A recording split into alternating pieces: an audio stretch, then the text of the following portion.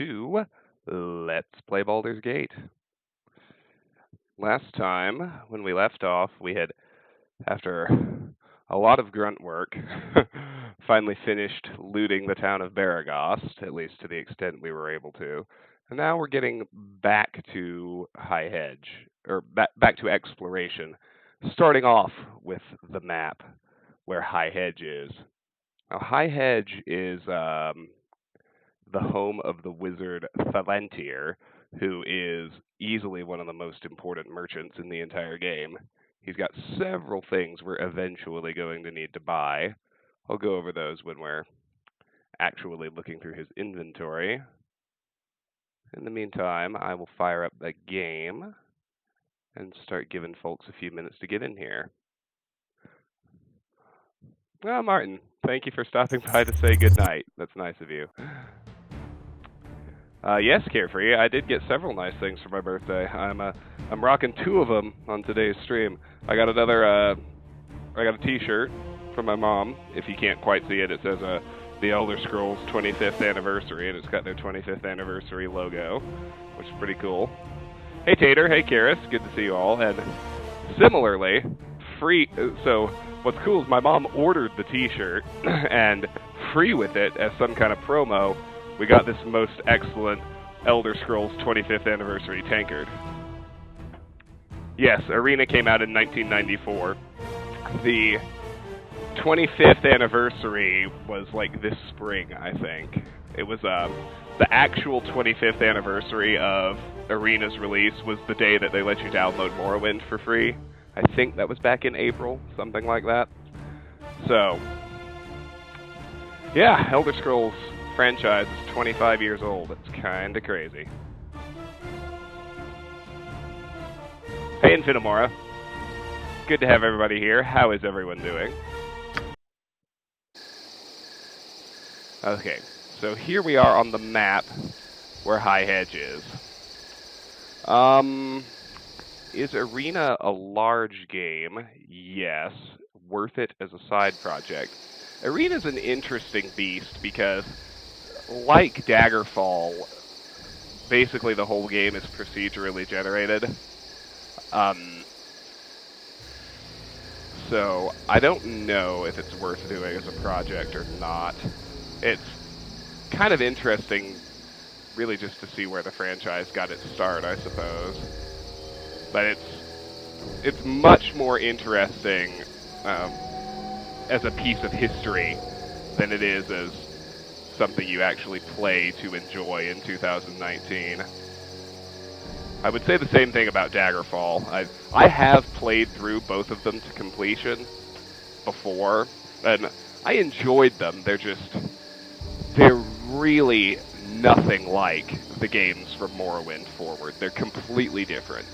So your mileage may vary if you go into those earlier two expecting what we think of as an Elder Scrolls game. It's probably worth a playthrough at some point. So anyway, as you will. The first thing we're going to do here, I mean, we're just exploring, obviously, but, well, Arena didn't even have the skill system. Arena had basic level-by-level skill progression. My blade will cut you down to size! We got skeletons.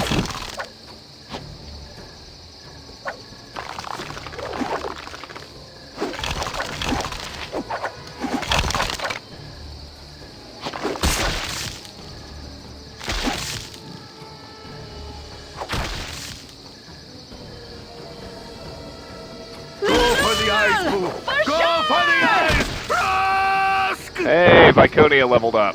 Good. For the fallen!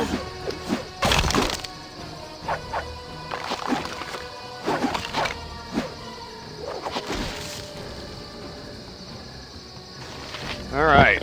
Well, we got some stuff to sell. Medium shields, skulls, short swords, and throwing daggers.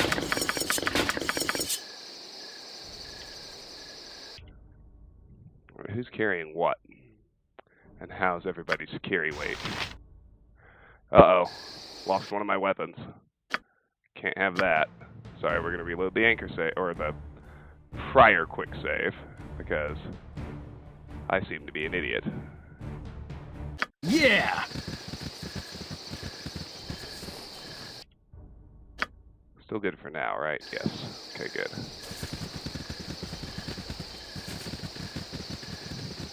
I guess that means, for now, we're just kidding about Vicky's level up, but that's alright.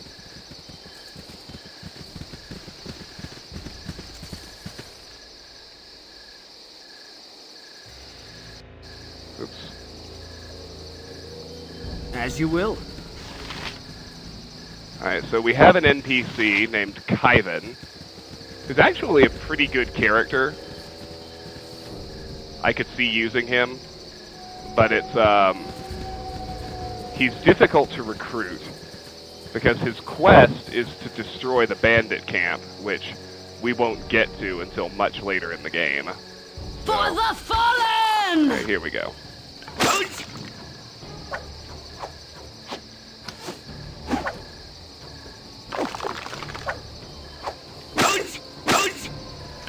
Damn.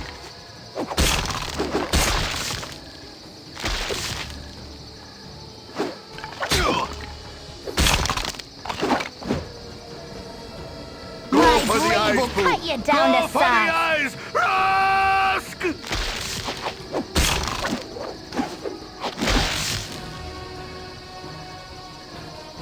There's Viconia. Viconia's level up, I mean. My weapons are still intact, that's good. Alright. Now let's gather all the goodies. Jalcales? Let's level up Viconia. No proficiency slots and no skills, so she gets a level 2 priest spell. That's actually quite good. So we now have access to level 2 spells for her. So let's look at what our options are. Aid, Necromancy Conjuration, level 2, Sphere Necromantic, range touch. Duration 1 round plus 1 round per level, casting time 5, area of effect 1 creature, saving throw none. The recipient of this spell gains the benefits of a Bless spell, +1 to attack rolls and saving throws, and a special bonus of 1d8 additional hit points for the duration of the spell. The Aid spell enables the recipient to actually have more hit points than his current maximum. The bonus hit points are lost first when the recipient takes damage and may not be regained by curative magic. Example, a first level fighter has 8 hit points, suffers 2 points of damage, 8 minus 2 equals 6. Then, the God of Myth is now following. Thank you so much for the follow, my friend. Welcome to the stream. Example, a first level fighter has 8 hit points, suffers 2 points of damage, 8 minus 2 equals 6, then receives an Aid spell that grants him 5 additional hit points. The fighter now has 11 hit points, 3 of which are temporary. If he is then hit for 7 points of damage, 4 normal hit points and all 3 temporary hit points are lost. The fighter then receives a Cure Light Wound spell that heals 4 points of damage, restoring him to his original 8 hit points. Carefree. Just started, watched the second part when I started to stream. I mean, I just started, but part 2 was on Thursday night and part 3 was on Friday, my birthday. Barkskin, Alteration. Level 2, Sphere, Sphere, Protection, Plant, Range, Touch, Duration 4 rounds plus 1 round per level, casting time 5, area of effect 1 creature, saving throw none. When a priest casts the Barkskin spell upon a creature, its skin becomes as tough as bark, increasing its base armor class to 6 plus 1 for every 4 levels of the priest. Armor class 5 at 4th level, armor class 4 at 8th, and so on. In addition, saving throws versus all attack forms except magic gain a +1 bonus. This spell can be placed on the caster or on any other creature he touches. Chant, Conjuration Summoning. Level 2, Sphere Combat, range 0, duration 1 turn, casting time 9, area of effect 15-foot radius, saving throw none. By means of the chant spell, the priest brings special favor upon himself and his party and causes harm to his enemies. When the chant spell is completed, all the priest's allies within the area of effect gain a +1 bonus to attack rolls, minimum damage, healing rolls, and saving throws. Furthermore, damage dice for all effects outside of weapons base damage is reduced by 1. For example, a 66 fireball will do 65 damage, and an arrow of fire that deals 1d6 plus 2 piercing plus 1d6 fire damage will deal 1d6 plus 2 piercing plus 1d5 fire damage instead. The priest's enemies suffer the opposite effects, and multiple chants are not cumulative. Yes, I have a full party. 1, 2, 3, 4, 5, 6. Oh, yeah, you can't see it because of my face, but it's Imoen is my sixth. Draw upon Holy Might, Invocation, Level 2, Sphere Combat, Range 0, Duration 1 turn, Casting Time 2, Area of Effect, the Caster, Saving Throw None. The priest calls upon his god to grant him power for a short period. When he does this, his Strength, Constitution, and Dexterity are all raised by 1 point for every 3 levels of the caster. A 3rd level caster would have his abilities raised by 1, by a 12th level caster would have his abilities raised by 4. Find Traps, Divination, Level 2, Sphere Divination, Range 0, Duration 3 turns, Casting Time 5, Area of Effect, the caster, Saving Throw None. When a priest casts a Find Trap spell, all traps concealed normally or magically of magical or mechanical nature become apparent to him. Once each round, all of the traps within a 15-foot radius of the caster will be revealed. A trap is any device or magical ward that meets 3 criteria. It can inflict a sudden or unexpected result. The caster would view the result as undesirable or harmful, and the creator specifically intended the harmful or undesirable result as such. Thus, traps include glyphs and similar spells or devices. Just spoiler alert, we're just going to take 2 charges of slow poison, but I'll show you the other spells that are available. Finally, we don't have to save scum to survive spiders. Flame Blade, Evocation, Level 2, Sphere Elemental Fire, Range 0, Duration 4 rounds plus 1 round per 2 levels, Casting Time 4, Area of Effect Special, Saving Throw None. With this spell, the caster causes a blazing ray of red-hot fire to spring forth from his hand. This blade-like ray is wielded as if it were a sword that the caster already knows how to use, hence there are no bonuses or penalties. If the caster successfully hits with the flame blade in melee combat, the creature struck suffers 1d4 points of slashing damage, plus an additional 1d2 plus 4 points of fire damage. However, it is not a magical weapon in the normal sense of the term, so creatures struck only by magical weapons are not harmed by it. Oh yeah, I killed off Khalid and Dinah here. Hold Person, Enchantment Charm, Level 2, Sphere Charm, range 35 feet, duration 1 turn, casting time 5, area of effect 1 creature and any enemy within 4 feet, saving throw, negates. This spell holds 1 or more humans, demi-humans, or humanoid creatures rigidly immobile and in place for 1 turn. This includes brownies, dryads, dwarves, elves, gnolls, gnomes, goblins, half-elves, halflings, half-orcs, hobgoblins, humans, kobolds, lizardmen, nixies, orcs, pixies, sprites, troglodytes, and others. Thus, a 10th level fighter could be held, while an ogre could not. The effect is centered on the victim selected by the caster. Every enemy within 4 feet of the target is also affected. Those who succeed on their saving throws are totally unaffected by the spell. Undead creatures cannot be held. Held creatures cannot move or speak, but they remain aware of events around them even though they are helpless to change them. Time passes at a normal rate for the targets, and hence being held does not stop any worsening of their condition due to wounds, disease, or poison. No alignment divination. Level 2 sphere divination, range 30 feet, duration instant, casting time 9, area of effect 1 creature, saving throw negate. A no alignment spell enables the priest to exactly read the aura of a creature. If the creature rolls a successful saving throw versus spell, the caster learns nothing about that particular creature from the casting. When a character is hit by this spell, it will glow red if evil, green if good, and white if neutral. Certain magical devices negate the power of the no alignment spell. Resist fire and cold. There are a couple of fights in the game where we might want to memorize a charge of this, but resist fire and cold, alteration, level 2, sphere protection, range touch, duration 1 round per level, casting time 5, area of effect 1 creature, saving throw none. When this spell is placed upon a creature, the creature's body is toughened to withstand heat and cold. Complete immunity to mild conditions, standing naked in the snow or reaching into an ordinary fire to pluck out a note, is gained. The recipient can somewhat resist intense heat or cold, whether natural or magical in origin, such as red-hot charcoal, a large amount of burning oil, flame-tongue swords, firestorms, fireballs, meteor swarms, red dragon's breath, frostbrand swords, ice storms, wands of frost, or white dragon's breath. In all of these cases, the temperature affects the creature to some extent. The recipient has all damage sustained by fire or cold reduced by 50%. Silence, 15-foot radius, alteration. Level 2, sphere guardian. Range, visual range of the caster, duration 2 rounds per level, casting time 5, area of effect 15-foot radius sphere, saving throw negates. Upon the casting this spell, complete silence prevails in the affected area. All sound is stopped, conversation is impossible, and spells cannot be cast. Each creature in the area must make a saving throw versus spell with a -5 penalty. If the save is failed, then they are silenced for the duration of the spell. Note that this spell does not continue to affect the area after being cast. Only those in the area at the time of the casting are affected by the silence. Spiritual Hammer, Invocation, Level 2, Sphere Combat, Range 0, Duration 3 rounds, plus 1 round per level, Casting Time 5, Area of Effect, Special Saving Throw None. By calling upon his deity, the caster of a Spiritual Hammer spell brings into existence a magical hammer which he can use for the duration of the spell. It strikes as a magical weapon with a bonus of plus 1 for every 6 experience levels or fraction of the caster, up to a total of plus 3 to the attack roll and plus 3 to the damage roll for a 13th level caster.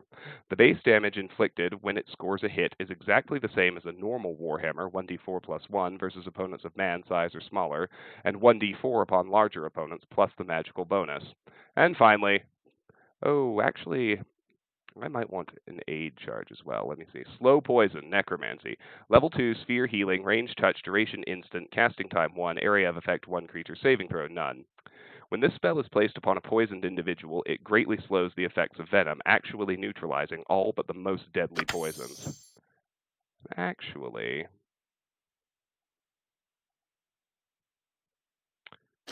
let's do Chant. Chant and Slow Poison. There we go. My honor is my life. Let's rest. That'll heal us up. Okay, what are my coordinates? As you will.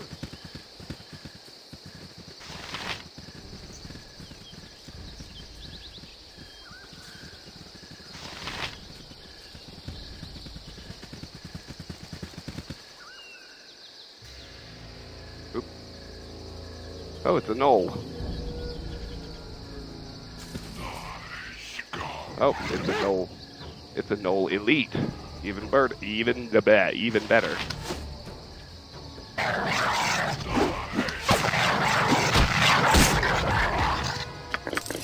That's easy.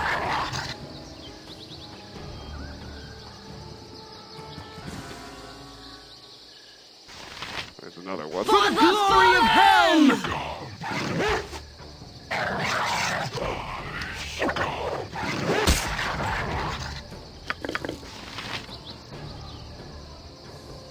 Yes. Done and done. Helm, as you will.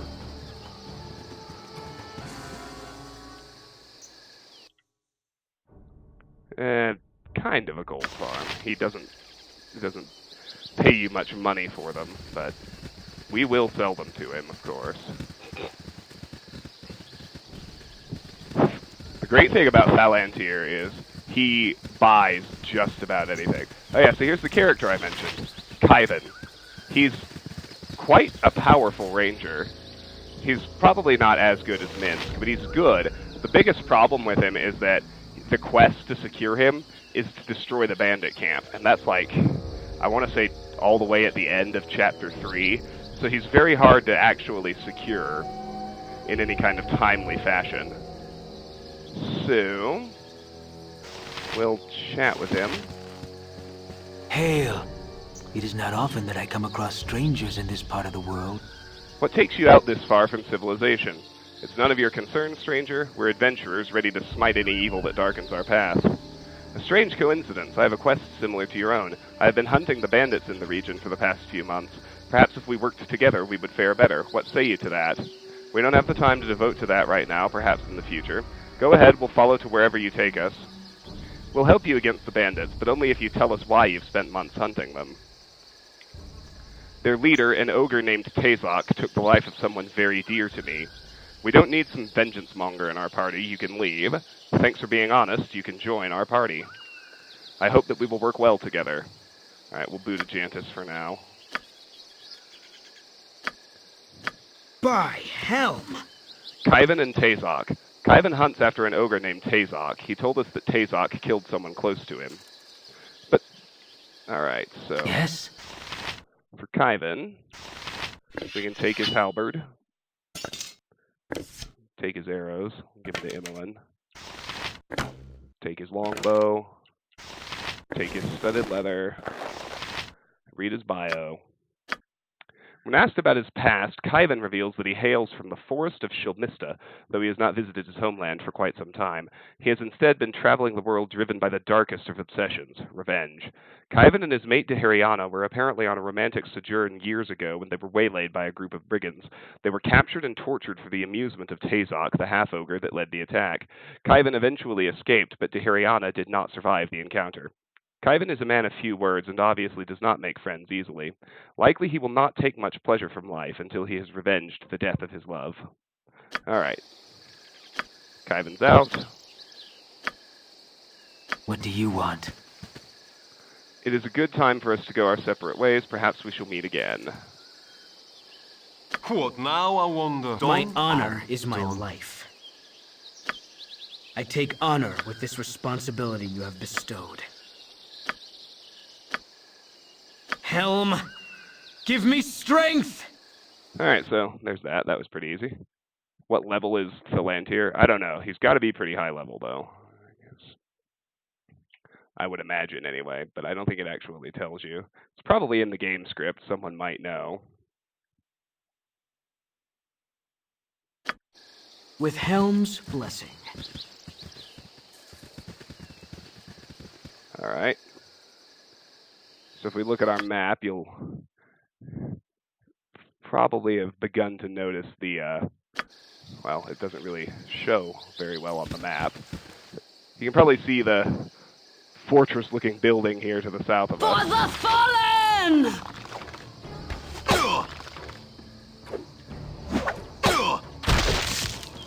We got skellies here.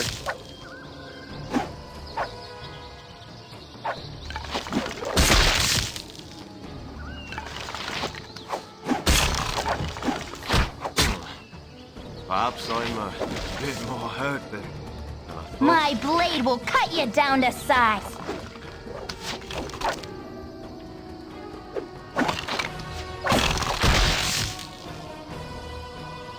Where to now? Nature's servant awaits. By Helm!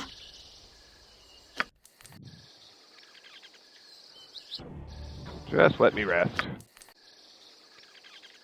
Just let me rest, you piece of junk. There we go. Yeah!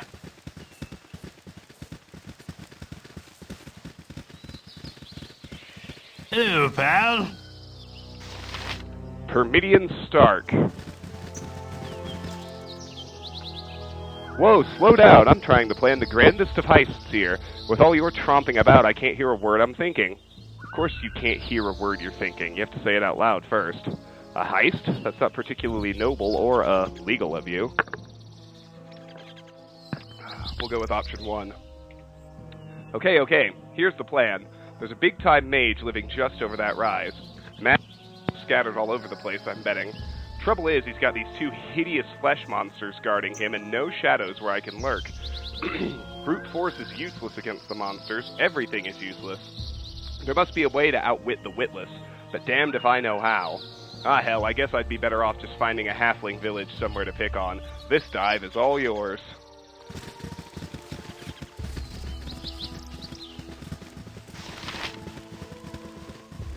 Alright, so here is High Hedge.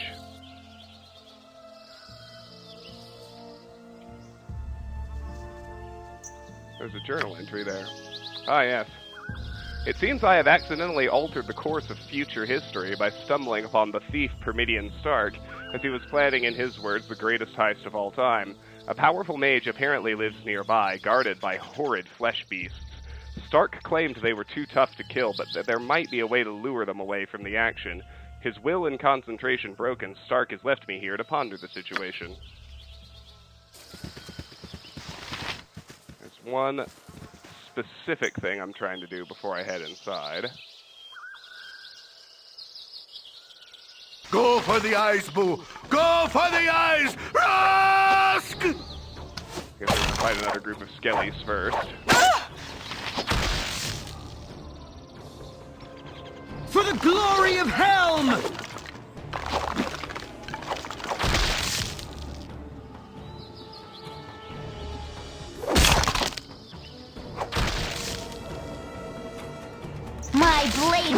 cut you down to size.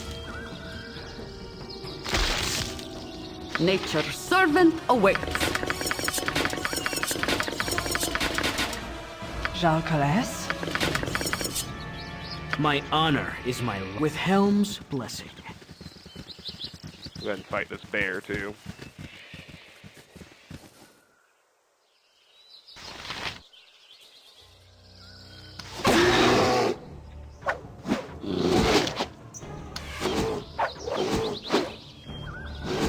Oh, wait, what the hell? Who wants some? Shit, I let Minsk's sword break. Damn it.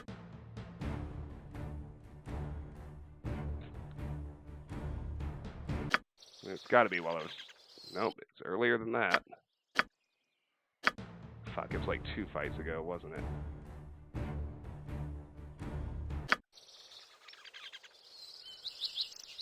Shire looks upon us with wants favor. full plate and packing steel? Damn it, how far back do I have to go? All the way back to the anchor save. Well, we're not doing that.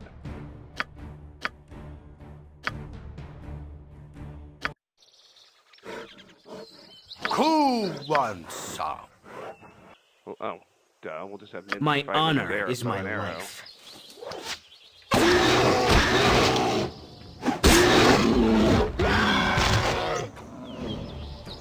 As you will.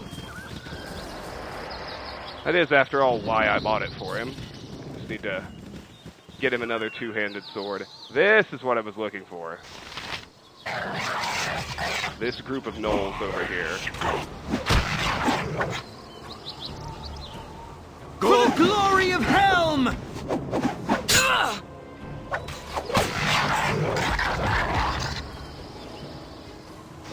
Fear I need healing. Yes, I not survive.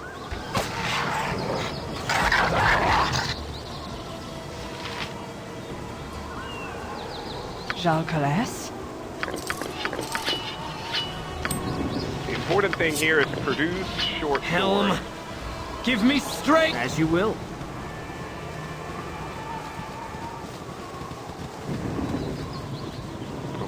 Night Singer, give me power. If Iconia's too much stuff.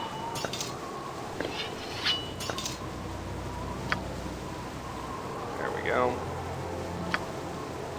By Helm! Yeah! Now I'm going to bounce back to Baragoth to turn in the short sword and offload gear.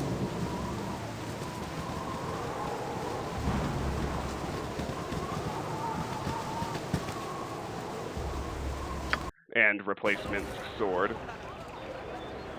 So the red sheaf side of the quest we As you will. just got the item for.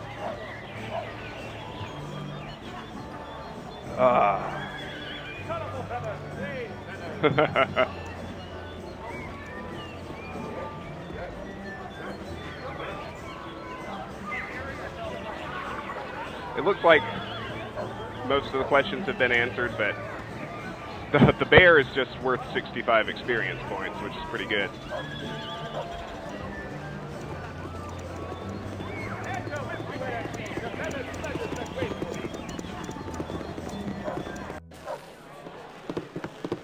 Yeah!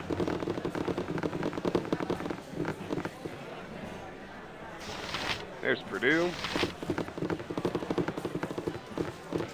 Queer things have been afoot lately. Matt figured maybe he'd eaten it by now. I hope you ran him through once or twice to get it at least. No. Take your 50 gold and be gone.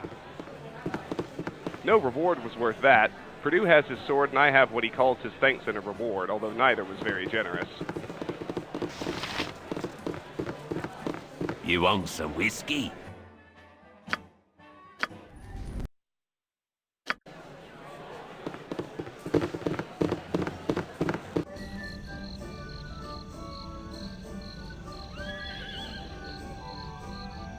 Shoot.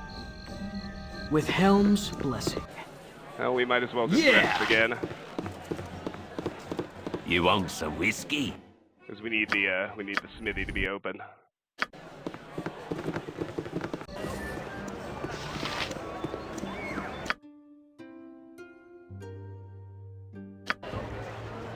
With Helm's blessing.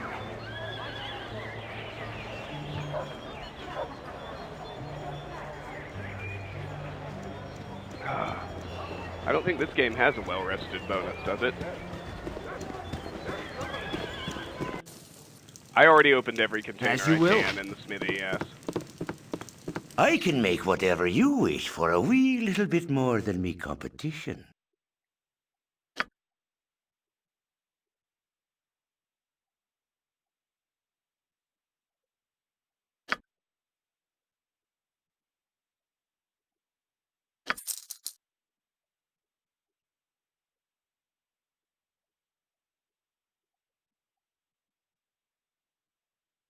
You're kidding me. He doesn't sell two-handed swords?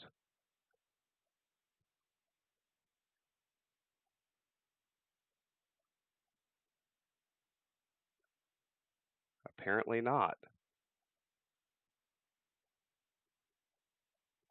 Well, that sucks.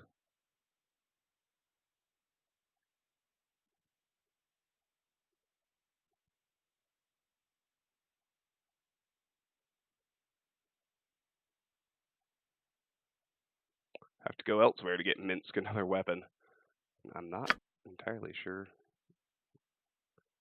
where that should be.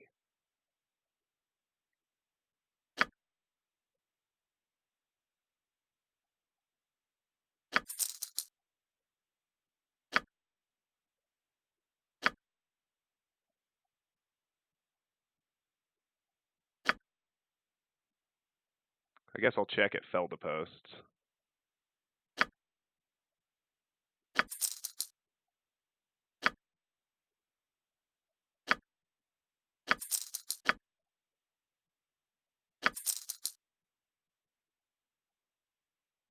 The Iron Crisis sweeping across the Sword Coast region seemingly knows no mercy. This once fine weapon now lies in a jumbled heap of metal shards before you. Okay. Welp. Guess we just need to trash that. It's utterly useless. Let's head to Felda Posts. Maybe he's got something. Yes, it's called a two-handed sword. With Helm's D&D blessing. has lots of in-betweens. There's short swords, long swords, bastard swords, and two-handed swords. No, I can't get another good weapon yet. The Stupefier was quite a find for this early in the game.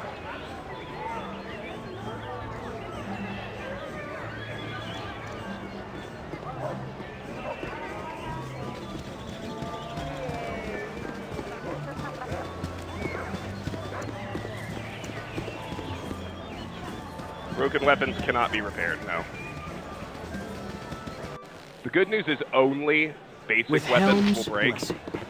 As soon as you find a You weapon want with some whiskey? any kind of enchantment on it, you don't have to worry about it breaking. Alright.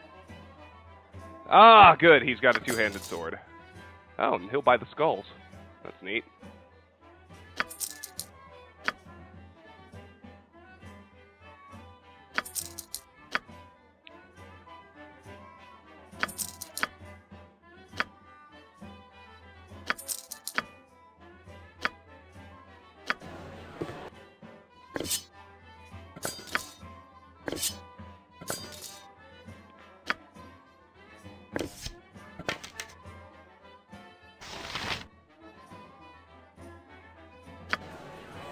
I got some cheap beer for you.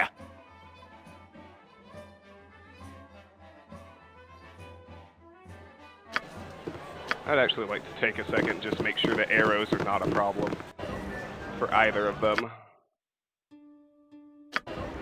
Yeah! Let's go buy more arrows and then we'll head back to High Hedge.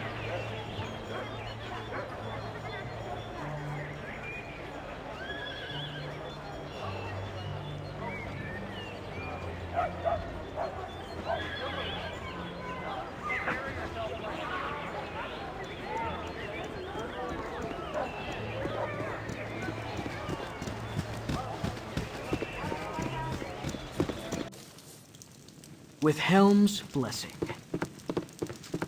I can make whatever you wish for a wee little bit more than me competition.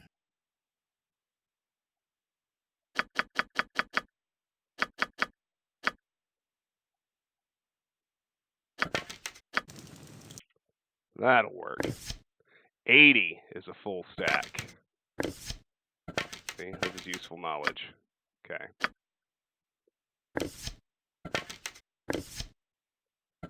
Let's get everybody a full quiver. How does that sound?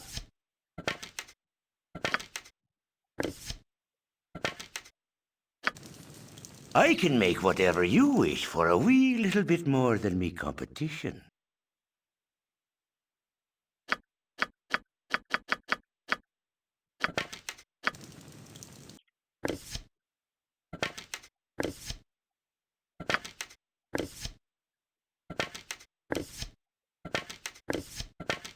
Perfect. All right. Now we're good to head back to High Hedge. With Helm's blessing. You point, I punch. My honor, as you will.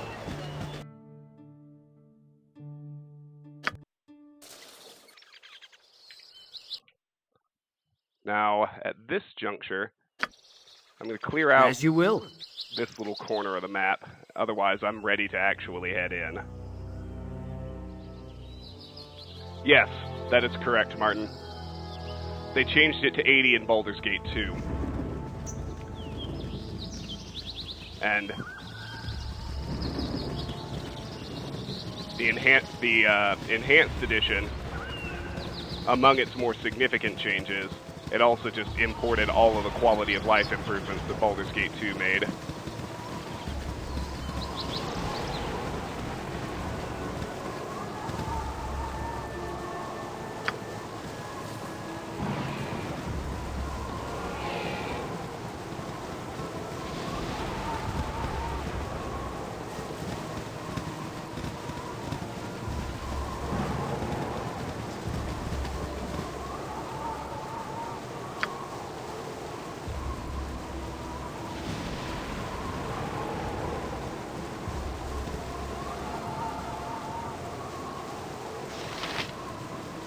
Go for the eyes, Boo!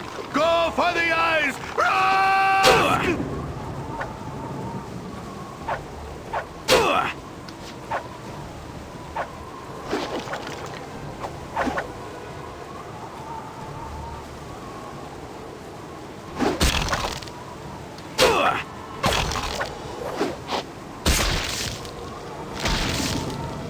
My blade will cut you down to size.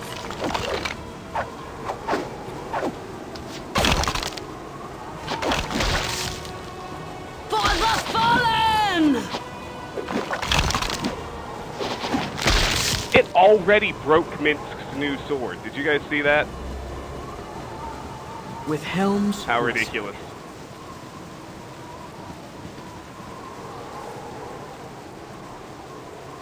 Alright.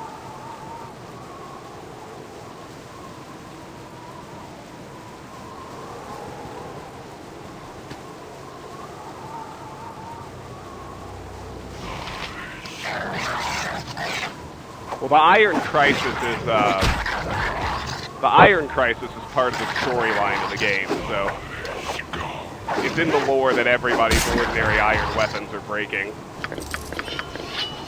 Or just not holding up for reasons.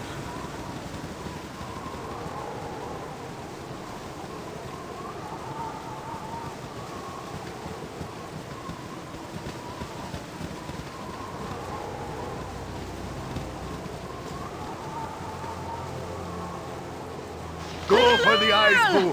Go for the eyes! Rusk! That's correct. +1 weapons are good enough not to break.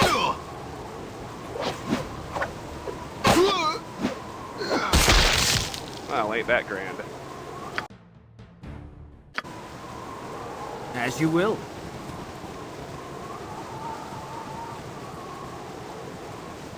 My main character has been killed. I must reload.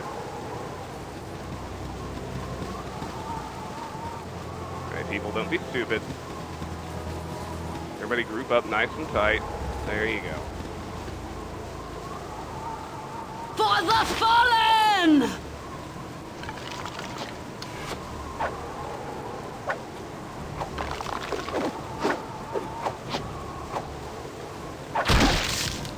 For the glory of Helm! My For the blade will eyes, cut you down Go to for the size. eyes! Rusk!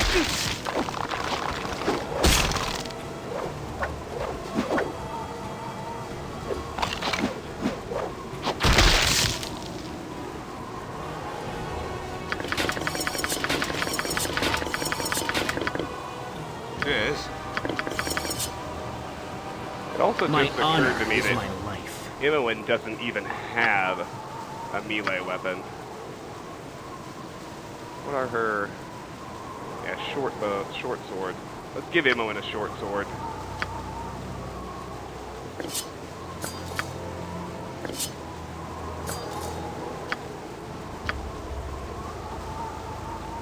And let's go With visit High Helm's Hedge. blessing.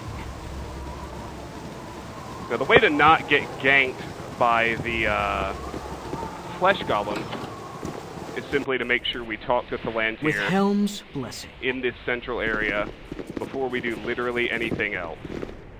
Cool! Butt kicking for goodness! You don't want to let anybody wander Helm. anywhere else. Give me as you will. I be Thalantyr, a mighty mage of Baragost. I don't have much patience for strangers on my property. Do us both a favor and move along. Unless, of course, you have magic for sale. From the looks of you, you couldn't afford the items I have for sale. We can talk to him again. Why do I live in such a pissant town? I sincerely hope you have some reason for bothering me. I've already stated that I wish you to leave. Rumors talk of a powerful mage that lives out here. If it is you, I would like to speak with you. I go where I wish and stay as long as I please. Don't threaten me. I apologize for the intrusion and will leave immediately. Number 1. Rumors? Bah! There is no mage here that wishes to speak or be spoken of, unless, of course, if you have magic that you wish to sell. We're interested in selling or even buying magical items. What do you have? Alright. The great thing about Thalantyr is he buys pretty much everything in the game. So he's a really effective one-stop shop for anything we might want to sell.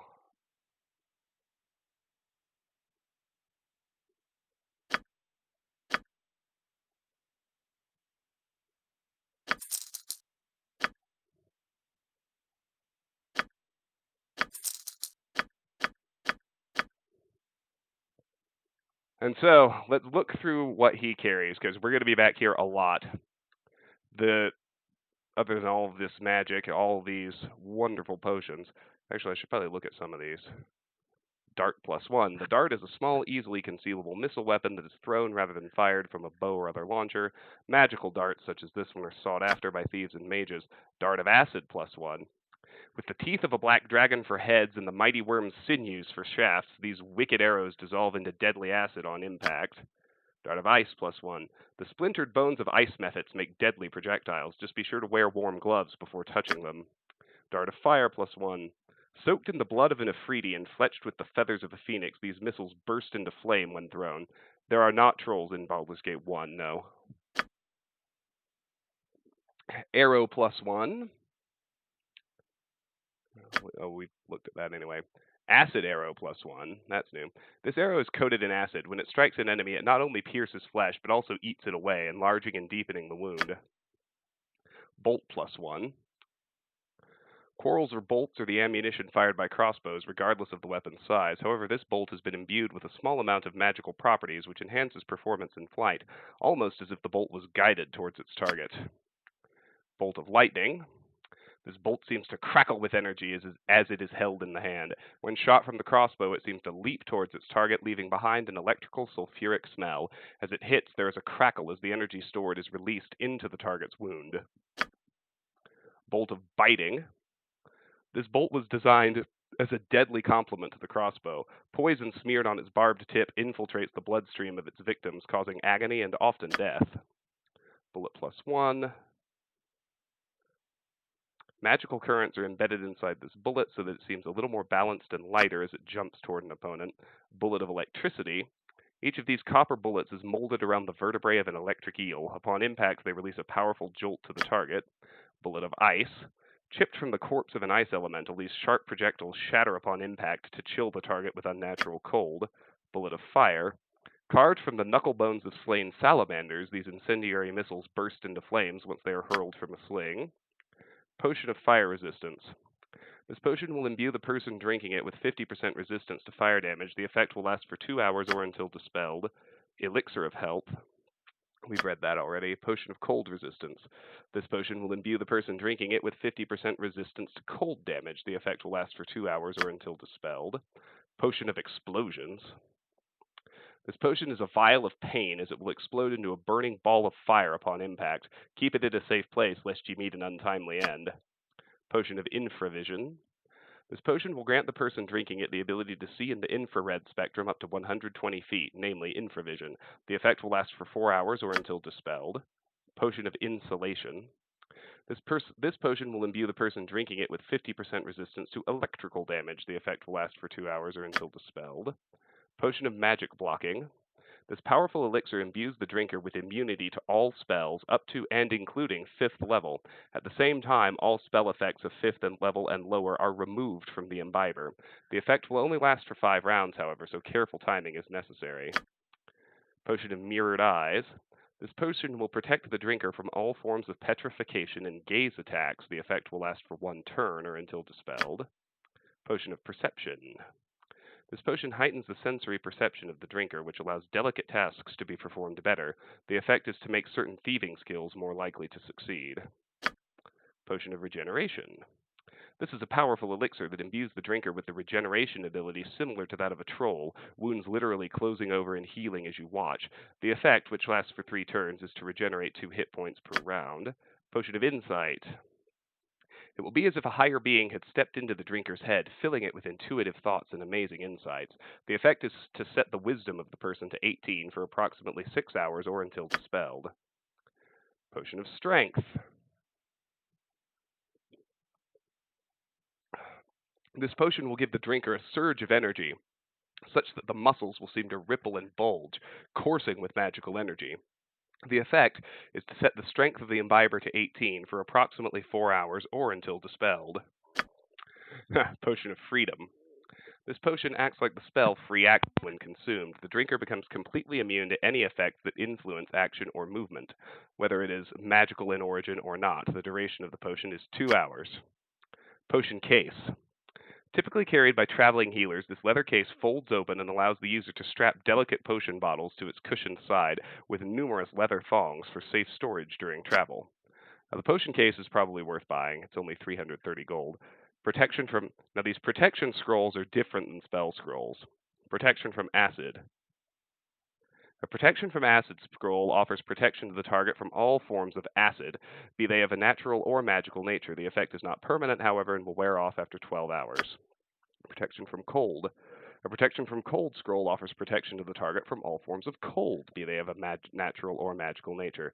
This effect is not permanent, however, and will wear off after 12 hours. Protection from electricity. A protection from electricity scroll offers protection to the target from all forms of electrical damage, be it of a natural or magical nature. The effect is not permanent, however, and will wear off after 12 hours. Protection from fire. A protection from fire scroll offers protection to the target from all forms of fire, even that of magical or elemental nature. The effect is not permanent, however, and will wear off after 12 hours. Protection from magic. A protection from magic scroll invokes a very powerful invisible globe of anti-magic in a 3-foot radius from the user. No form of magic can pass into or out of it, but physical matter is not hindered. This will remove spell effects that the caster is currently under. The effect is not permanent, however, and will wear off within 2 hours. Protection from poison. A protection from poison scroll offers protection to the target from all forms of poison, be they of a natural or magical nature. The effect is not permanent, however, and will wear off after 6 hours. Protection from undead. A protection from undead scroll invokes a 3-foot radius circle of protection around the target. It protects the person within from all physical attacks made by undead, such as ghasts, ghosts, ghouls, skeletons, wraiths, zombies, and so on. It does not offer any protection from magical attacks, however, and will wear off with the passage of 2 hours. Okay. So these are level 1 spells. Give me just a second.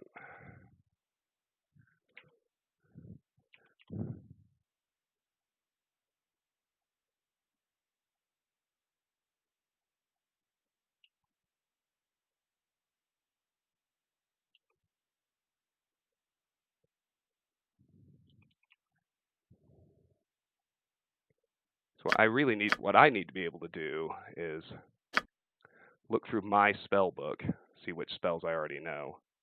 He's got armor. He's got blindness, which I don't think I have yet.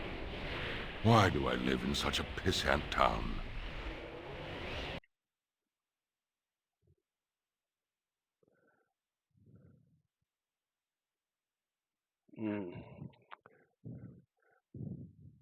Okay, well, I have a list of... I've got a list here of his scrolls, so I'll just use that. Okay, he's got armor, I've got armor. I need to buy... Oh, and does Imoen have armor in her scroll case?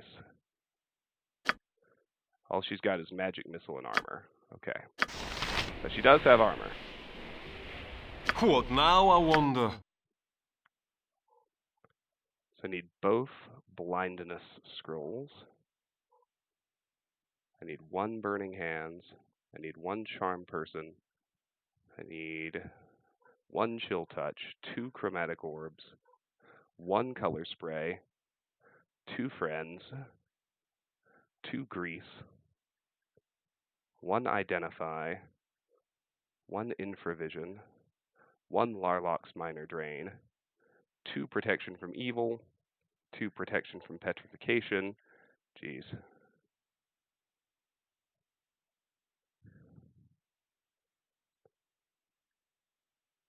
1 shocking grasp, 2 sleep. And he's only got 1 spook. A simple task. Why do I live in such a pissant town?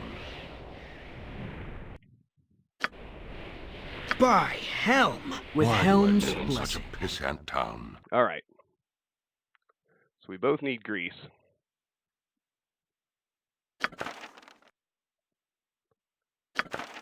Imoen needs burning hands. We both need blindness. What did I say? We both need charm person. Why do I live in such a pissant town?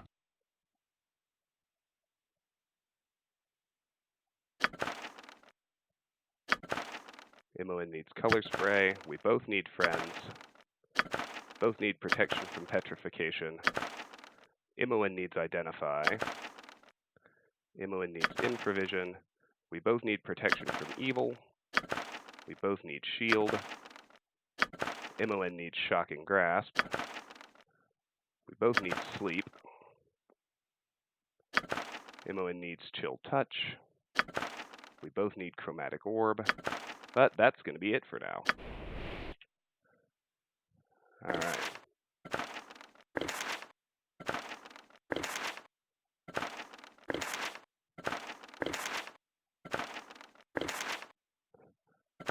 Sorry about this.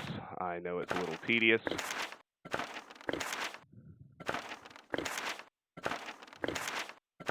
But it must be done.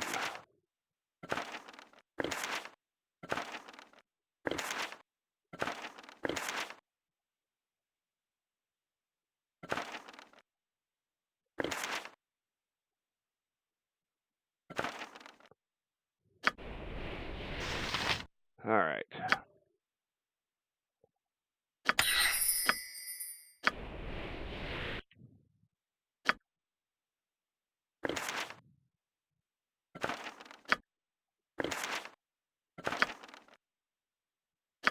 Sorry about this.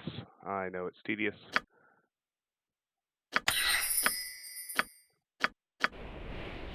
Where to now?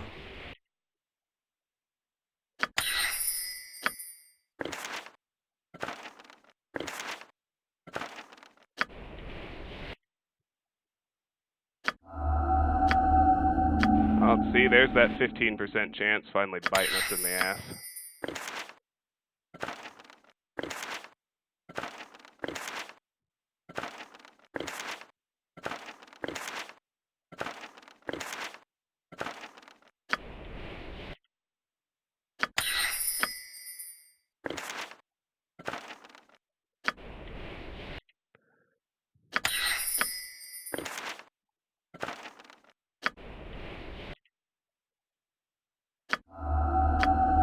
another one. My goodness.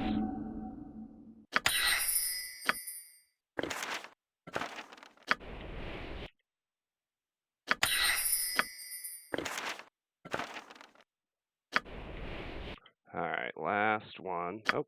I did already have sleep. My bad.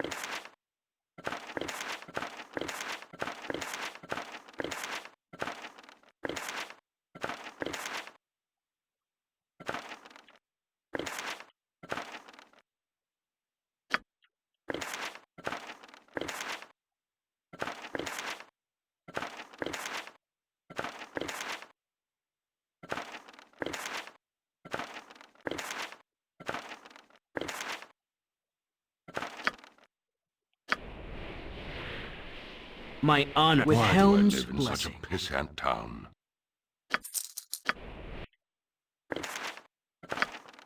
Alright.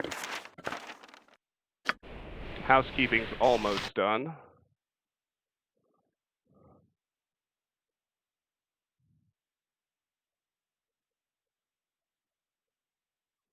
I need to buy... Just trying to keep track of everything I still need to buy.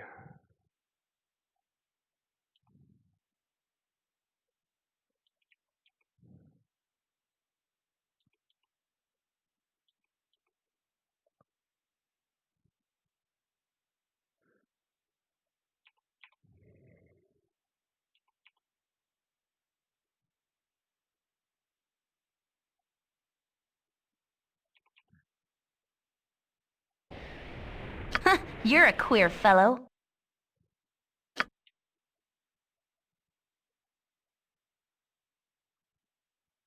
Very good. Now, I already know a couple of second level spells. Deafness and Glitter Dust. Okay.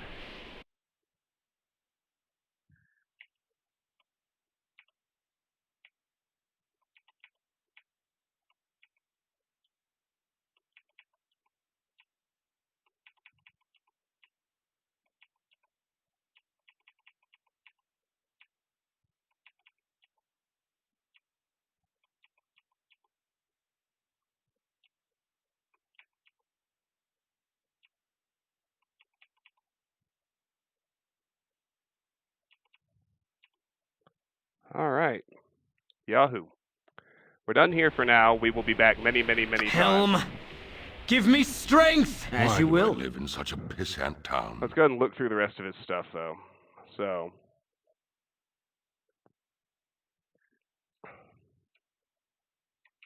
Hold on. I'm going to need one of those Larlocks. Yes. Okay, I got it. Good. Horror. Necromancy. So these are new spells. We're getting into his level 2s.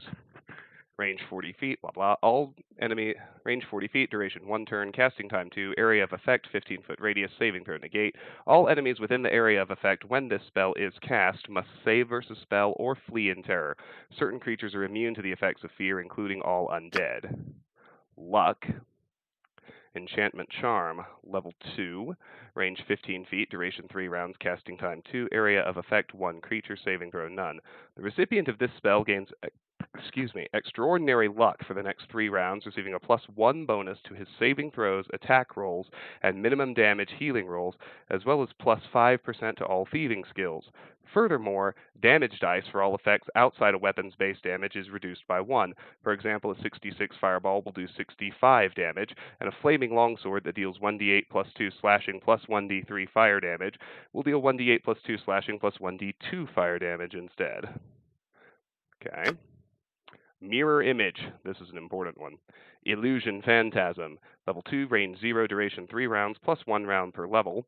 Casting time 1, area of effect special, saving throw none. When a mirror image spell is invoked, the caster causes from 2 to 8 exact duplicates of himself to come into being around him. These images do exactly what the wizard does. Since the spell causes a blurring and slight distortion when cast, it is impossible for opponents to be certain which are the illusions and which is the actual wizard. When an image is struck by a melee or missile attack, magical or otherwise, it disappears, but any other existing images remain intact until they are struck. However, it is important to note that this will not protect the caster against every attack, as it is possible for an enemy to choose the real caster amidst all the images. Strength. Alteration, level 2, range 20 feet, duration 1 turn per level, casting time 9, area of effect 1 creature, saving throw none. Application of this spell increases the strength of the character to 18, and then adds 50% bonus on top of this. The character receives any strength bonuses appropriate. For example, if a character has between 1850 and 18100 strength, then his strength will just be set to 18100. If a character has a strength between 181 and 1850, then his strength will become 1850 plus original percentage. If his strength is less than 18, then it will just become 1850. However, this spell will actually lower a character's strength if it is already 19 or more.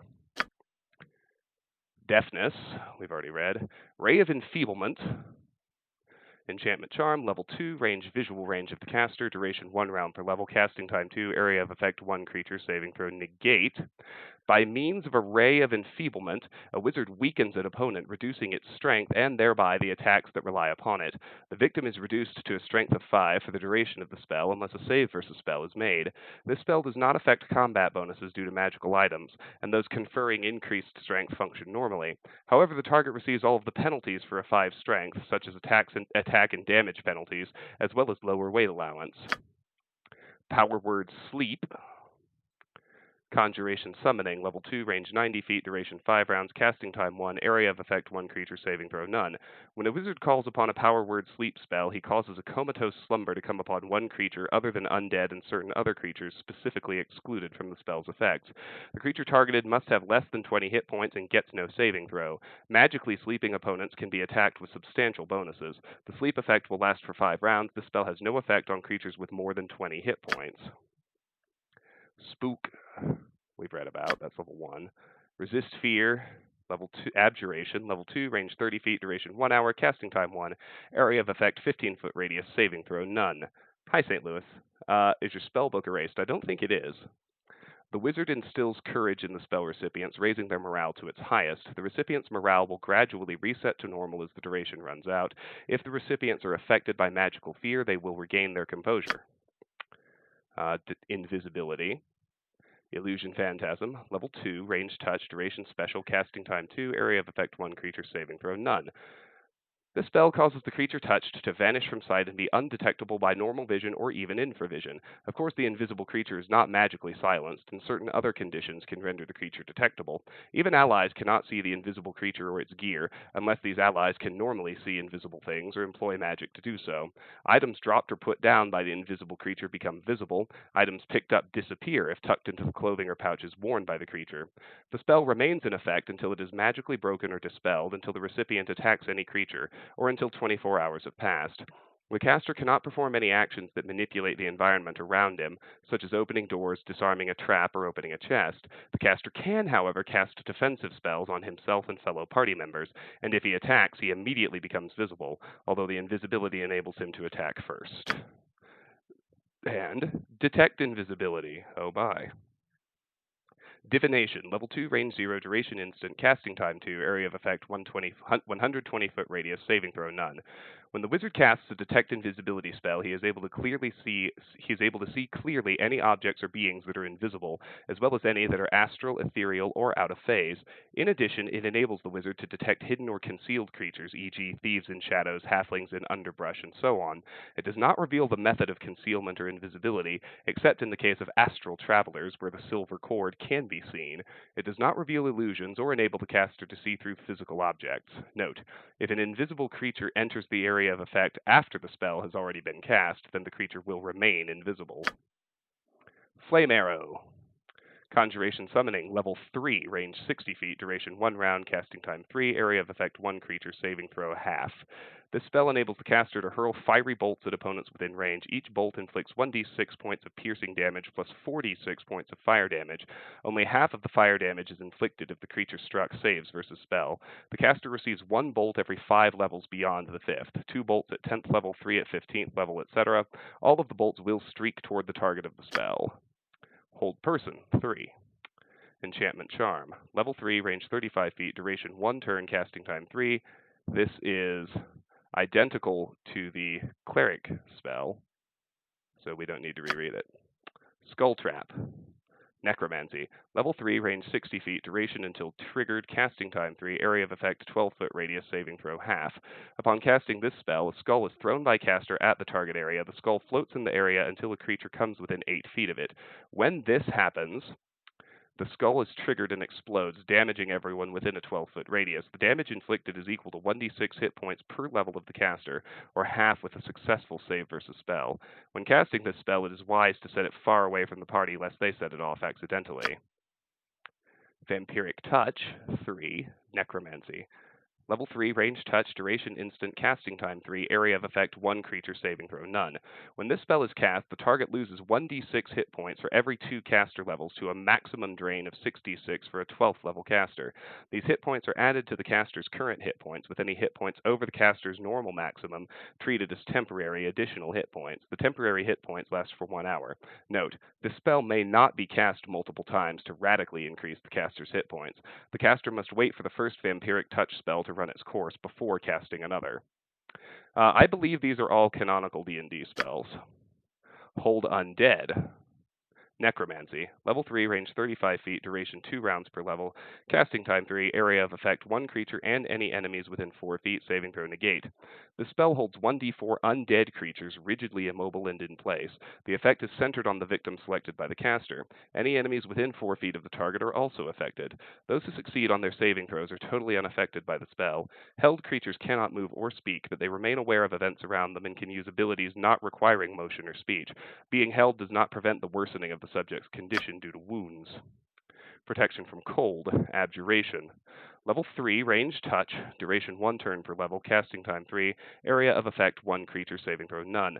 The spell lasts no longer than 1 turn per caster level. When the spell is cast, it confers complete invulnerability to normal cold attacks and partial protection from exposure to magical cold, such as Icy Dragon's Breath, spells such as Cone of Cold, a Wand of Frosts, Column of Ice, etc., absorbing 50% of all the damage dealt by such magical sources. I'm going to read this one just in case it's different. Hold Person, Enchantment Charm. Level 3, range 35 feet, duration 1 turn, casting time 3, area of effect 1 creature and any enemy within 4 feet, saving throw negate. This spell holds 1d4 humans, demi-humans, or humanoid creatures rigidly immobile and in place for 5 or more rounds. The Hold Person spell affects any bipedal, human, demi-human, or humanoid of man size or smaller, including brownies, dryads, dwarves, elves, gnolls, gnomes, goblins, half-elves, halflings, half-orcs, hobgoblins, humans, kobolds, lizardmen, nixies, orcs, pixies, sprites, troglodytes, and others. Thus, a 10th level fighter could be held, while an ogre could not. The effect is centered on the victim selected by the caster. Every enemy within 4 feet of the target is also affected. Those who save versus spell at -1 are totally unaffected by the spell. Undead creatures cannot be held. Held creatures cannot move or speak, but they remain aware of events around them and can use abilities not requiring motion or speech. Being held does not prevent the worsening of the subject's condition due to wounds, disease, or poison. Protection from fire. Abjuration. Level 3, range touch, duration 1 turn per level, casting time 3, area of effect 1 creature, saving throw none. The spell lasts no longer than 1 turn per caster level. When the spell is cast, it confers complete invulnerability to normal fires, torches, bonfires, oil fires, and the like, and partial protection from exposure to magical fires, such as Fiery Dragon's Breath, spells such as Burning Hands, Fireball, Fire Seeds, Firestorm, Flame Strike, Meteor Swarm, Hellhound, or Pyrohydra's Breath, etc., absorbing 50% of all the damage dealt by such magical sources. And the last spell, Minor Spell Deflection, Abjuration. Level 3, range 0, duration 3 rounds per level, casting time 3, area of effect the caster, saving throw none. This spell is similar to the 6th level spell deflection, which causes the spells cast against the wizard to be absorbed and consumed. This affects a total of 4 spell levels. This includes spells cast from scrolls and innate spell-like abilities, but excludes the following: area effects that are not centered directly upon the wizard, as well as area effects that are stationary, such as Cloud Kill and Stinking Cloud. As long as the spell is cast directly at the wizard, it will be absorbed. This spell will only affect up to 7th level spells, but if it tries to absorb a spell that goes over its limit, the spell will fail and the spell deflection will be cancelled. For example, if there is only 1 level left and a 3rd level spell is cast at the wizard, the spell will be absorbed while cancelling the spell deflection. Wand of Sleep. This wand will emit a gold beam of energy at its targets up to a maximum range of 60 feet, affecting a 15-foot radius. If the target creatures fail their save versus wand, they will fall into a deep comatose sleep for 2 turns. Wand of Fear. A wand of fear strikes terror into the heart of any creature within its target area. This panic is not universal, however, as the stout of heart have been known to resist its magic. Like all wands, the wand of fear can only be used a limited number of times before it is destroyed. The Horn of Khazgaroth. This horn is thought to be made from one of the tusks of the great beast Khazgaroth. Who imbued it with enchantments is unknown, but it is a very potent item. When blown upon, no sound issues from the horn. Instead, the user of the horn is encased in a globe of power for a short duration. The bubble gives the user partial magic resistance and a saving throw bonus, as well as partially deflecting incoming missile attacks. The effect only lasts 3 rounds, and the horn draws from the life force of the user every time it is used. The Claw of Khazgaroth. Little is known about this item other than the claw itself was taken from the corpse of the great beast Khazgaroth. It has multiple enchantments that all become activated when the claw is worn as a ring. The image of the wearer becomes blurred and more difficult to hit with weapons or target with spells. It has one drawback, however, as it seems to fuel its power with the blood of its wearer. Because of this, the wearer of the claw will often be more sickly and therefore more susceptible to poisons. Those are neat, unique items, but we're not going to buy them. Robe of the Good Archmagi. This powerful mage robe offers protection from all forms of physical attack while at the same time increasing one's magic resistance and saving throws. Due to the nature of its enchantment, it can only be worn by wizards of good alignment. And Robe of the Neutral Archmagi. This powerful mage robe offers protection from all forms of physical attack while at the same time increasing one's magic resistance and saving throws. Due to the nature of its enchantment, it can only be worn by wizards of neutral alignment. So, what do we need to come back for? Most of all the spell scrolls, the 2 Archmagi robes, helm! And potentially, not potentially, we will get the potion case as well.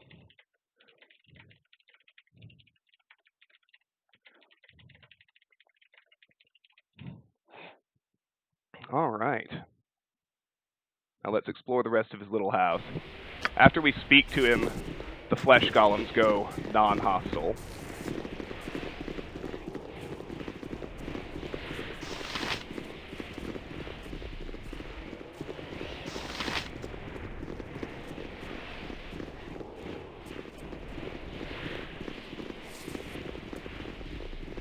So there we go. That's High Hedge itself.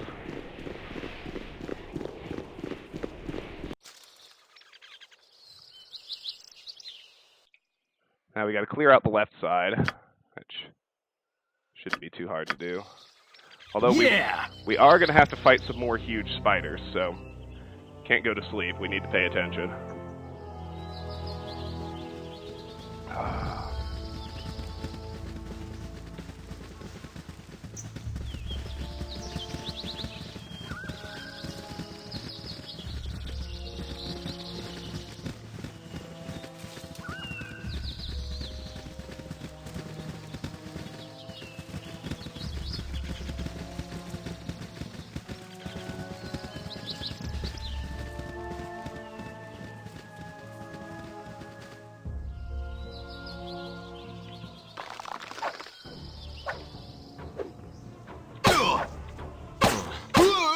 Oh, come on.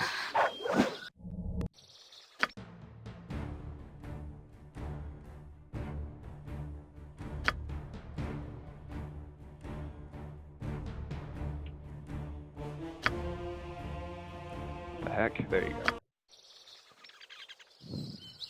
As you will. I find it kind of irritating that it doesn't let me quick load until the little death animation is done playing.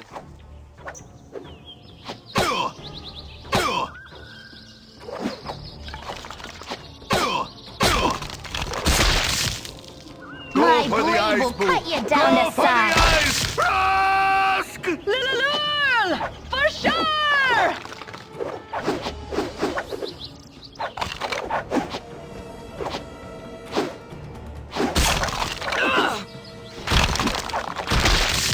My blade will cut you down to size.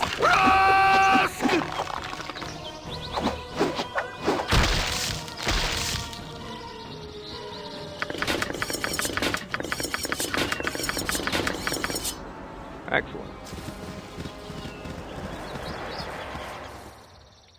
Better rest.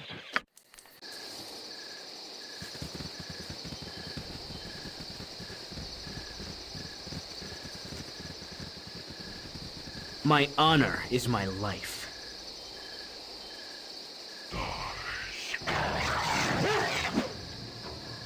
Helm, give me My strength! blade will cut you down to size.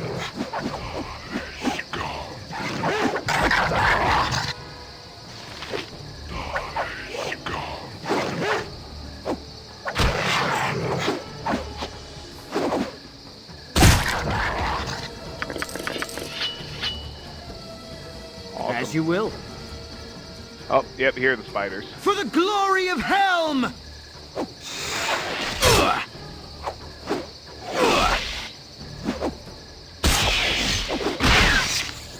Thy caress?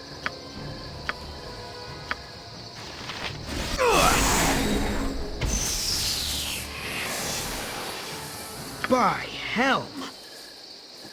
There we go. Little slow poison took care of business. As you will.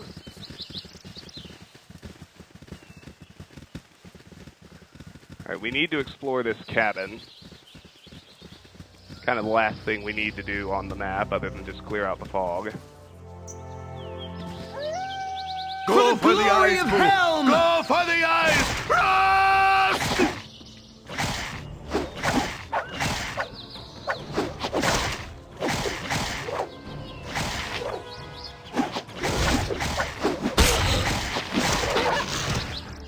My blade will cut you down to size.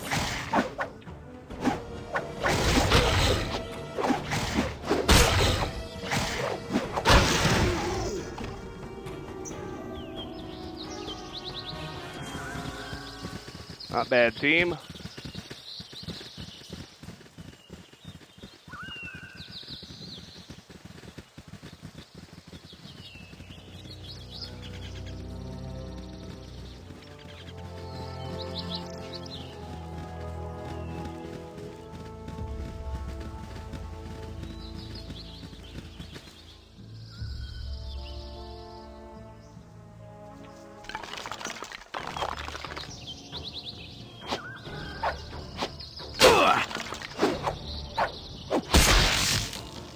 For the glory of Helm!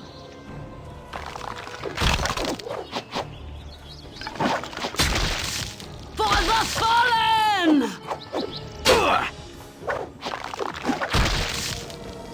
Go for the eyes, Boo! Go for the eyes! Rust! Yes?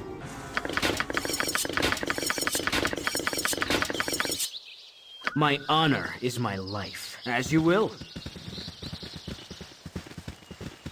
Alright.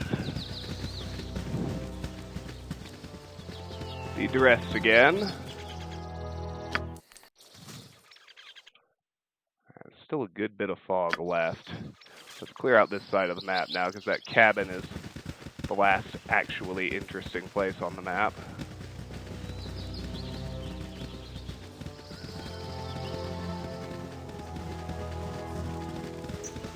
Make sure we get access to whatever's out the west edge, but we'll stay here at High Hedge. Yeah!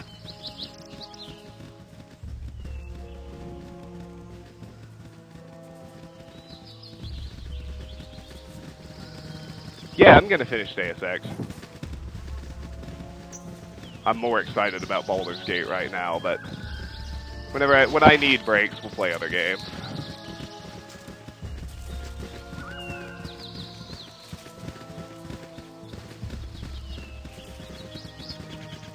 As is my usual MO.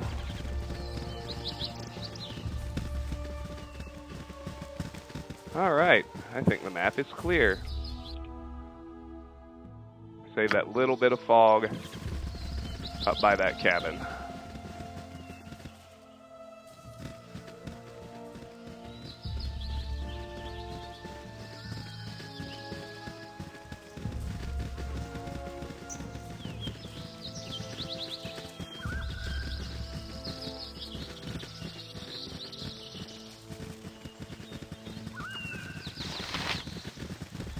Alright. Now let's check the actual cabin. Right here.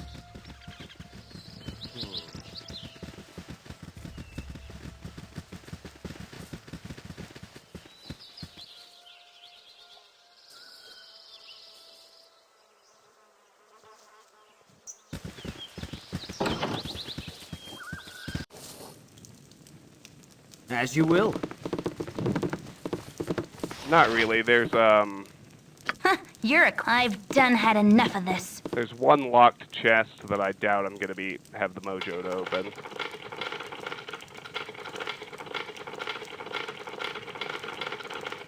This course we take is beyond all tenets of decency. Butt kicking for goodness!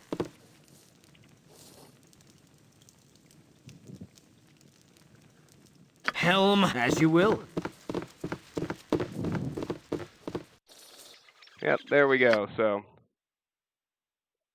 let's pop With back in to helms visit Thalantyr.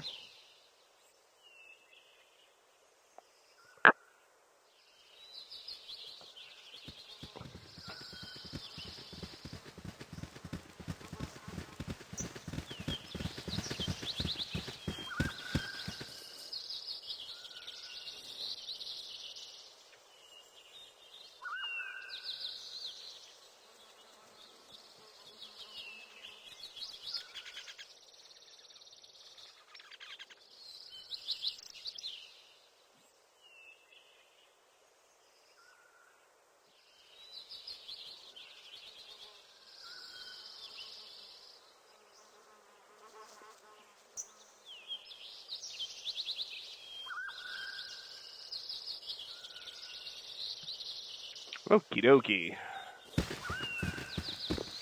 I lost, Alex. We're doing very well. Well, By I can really speak for myself. I'm doing very well.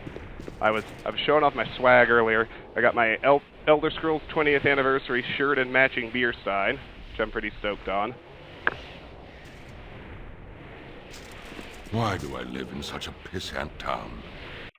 All right, settle down, Thalantyr. No need to be a dick. Those throwing daggers, that's where the money is. 40 gold a stack. We don't really need to farm gold. We'll come back pretty regularly, and I know you kind of get inundated right at the start with a bunch of really cool stuff that you want to buy and can't afford, but the game kind of throws all of those high-level merchants at you right away, so you get kind of panicky, like, oh my god, how can I possibly afford it all?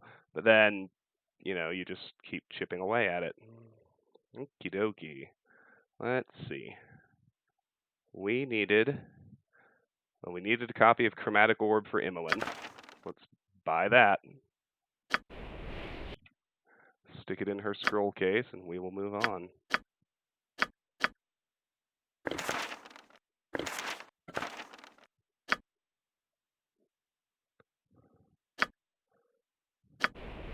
My honor is my life. Yeah, my first priority, I think, in terms of buying stuff, is to get all of Thalantyr's scrolls.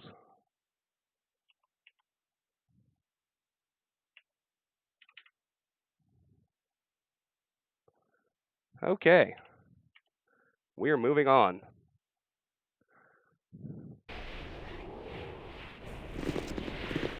This course we take is beyond all tenets of decency. I'd say I usually, as you will, end up making my final purchases, like, I don't want to deal with respawn. As you will.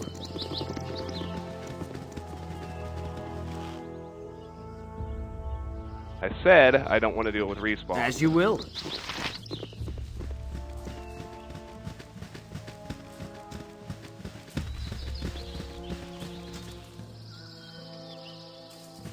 I usually I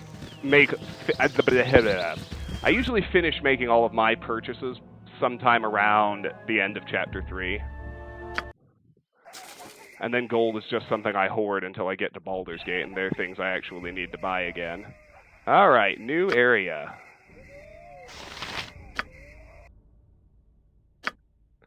make a new anchor save.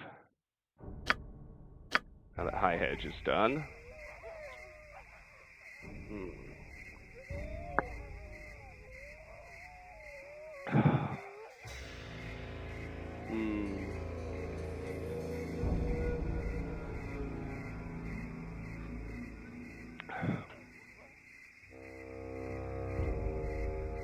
Yeah!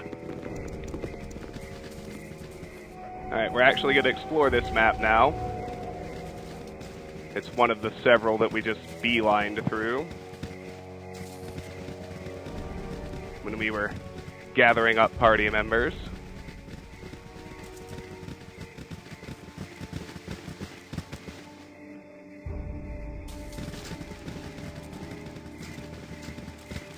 Let's hit the eastern edge. Oldcaster School. With Helm's blessing.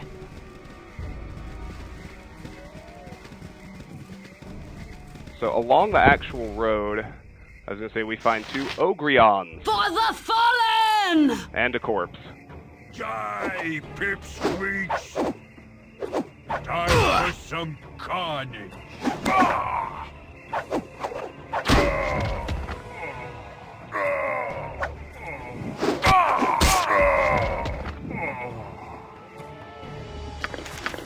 So we got a magic missile scroll, which is redundant and can be sold. And we have My Dearest Mirianne, the road has been difficult, but I have arrived safely here in Am. I think it would be wisest if I returned by sea, however, perhaps sometime after the first snows have fallen. I trust this letter reaches you. The halfling I hired to carry it struck me as an honest enough chap. Always and forever, Row. Alright.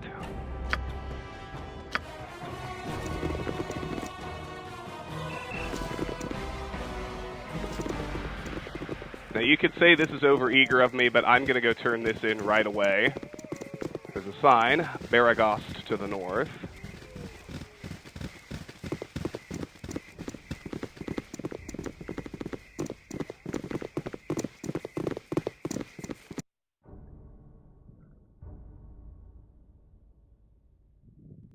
With Helm's blessing.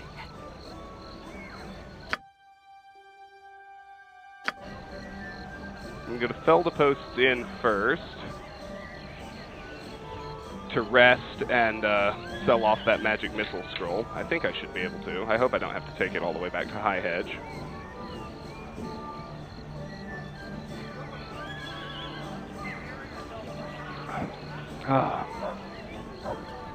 Yes, Carefree, I did. Ajantis is wearing it, see? Algerdon's cloak.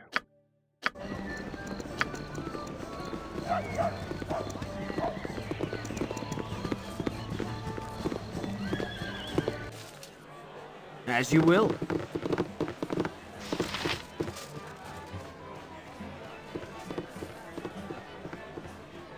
You want some whiskey?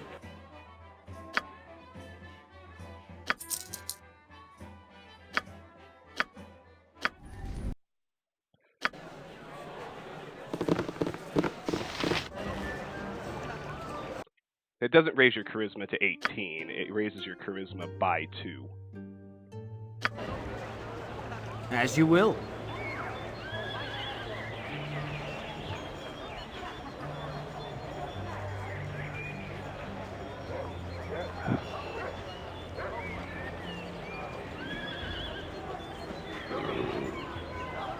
That may be an enhanced edition change, now that I think about it, but...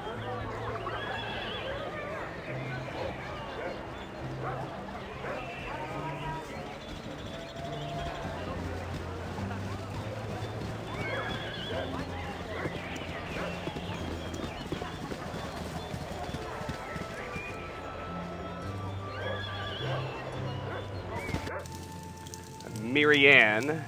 My honor. Yeah! Wherever she went. Salutations. Okay. Oh, thank you for such good tidings. Please let me give you this ring to keep you safe in your travels. Mirianne's husband.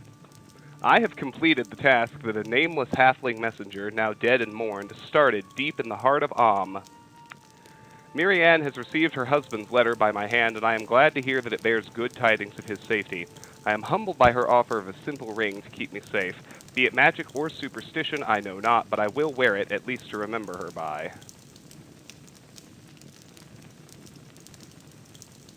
Yep, so we get a ring of protection +1, and Minsk has leveled up.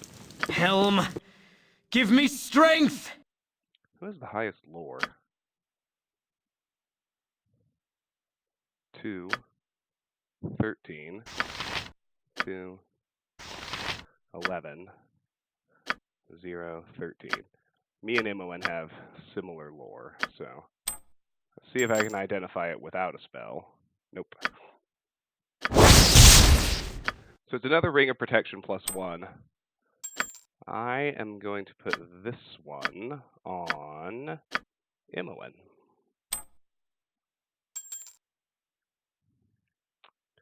And we're going to have Minsk level up.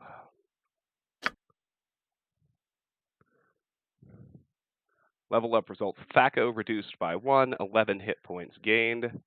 Move silently and hide in shadows are there. That's that. Easy peasy.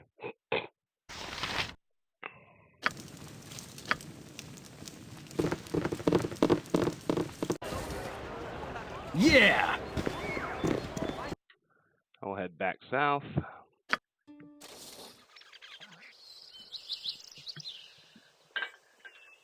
Oh. Alright, let's clear some more fog. As you will.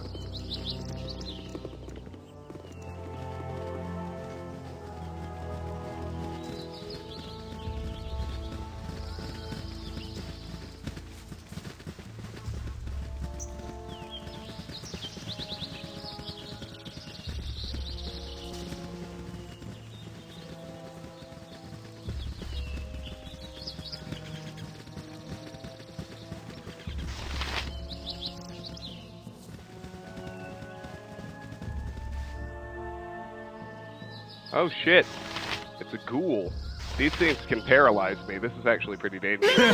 Time for a bit of a rough and tumble.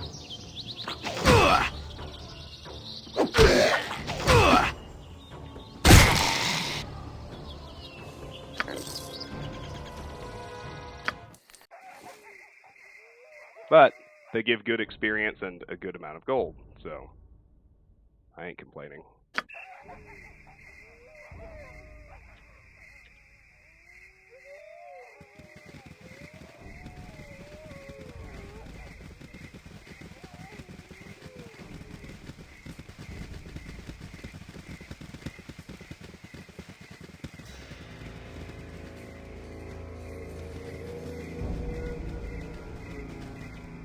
Yeah, no, Kuma, he had it mixed up with an item that sets charisma to 18, as opposed to Algernon's cloak, which we have.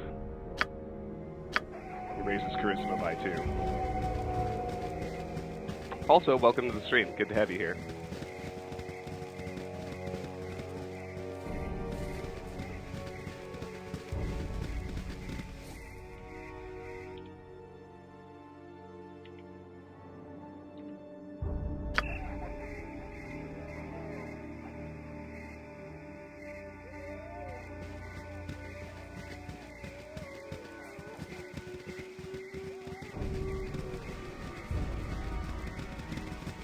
Ha ha ha! They do indeed. Squeaky wheel gets the kick! Hobgoblins. Spare no one! Forward march! Spare no one!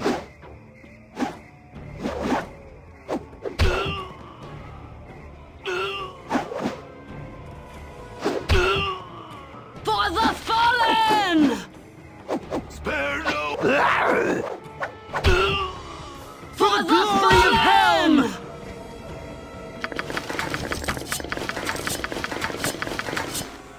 Yeah, so those hobgoblins were...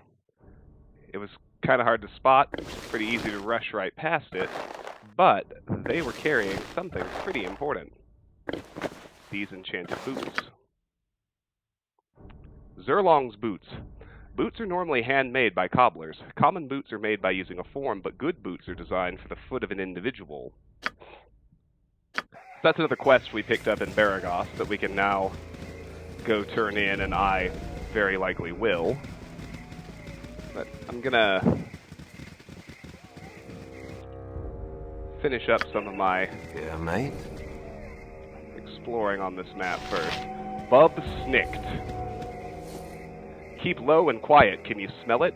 Ogres on the breeze. 2, maybe more. You seem to know the area pretty well. Do you have any clues about the Iron Crisis? I sure could use another talented hunter in the party. What do you say? You seem pretty good at what you do. Let's go with option 1. I ain't got a care for the politics and crap going on. Take all that flamin' garbage and toss it to the crows. Take all the metal away, too, for all I care. Don't need it to hunt. Don't need it to kill. Don't need it to smell them ogres neither. Take my advice, Sir Mac.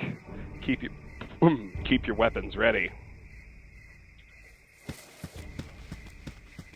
Well, thanks, bub.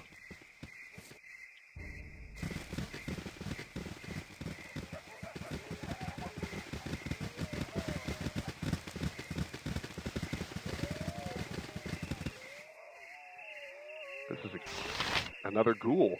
My blade will Time cut for a you bit of down a to rough and size. tumble.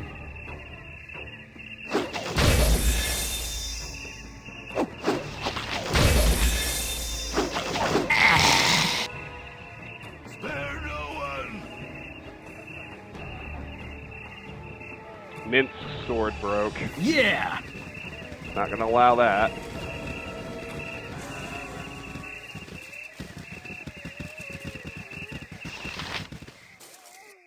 Hobgoblins.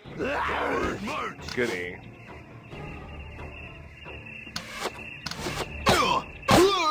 Oh, come on! For the fallen! As you will. The early going can be tough.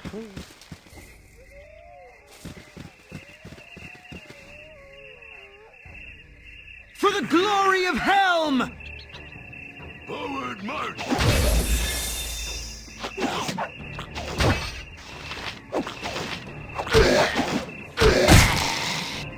Of course, yeah.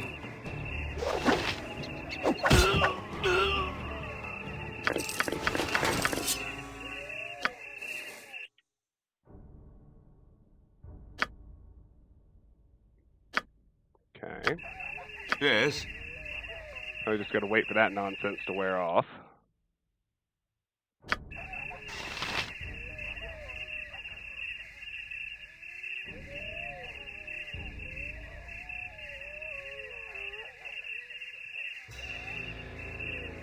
Which unfortunately does take a while. There it is. My honor is my life.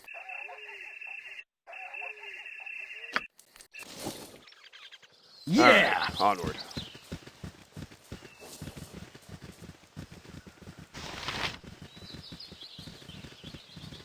You can actually see like a ruined house here. Now sunk into some sort of little body of water. A submerged house. You have no idea how long it's been deserted.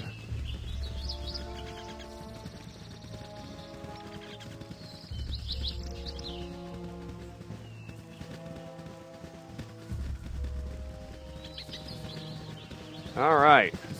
There's a cave here for us to explore.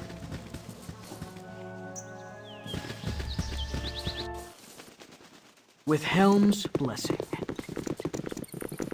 Nothing in here but rats and bats. And gold and 5 healing potions. Not bad.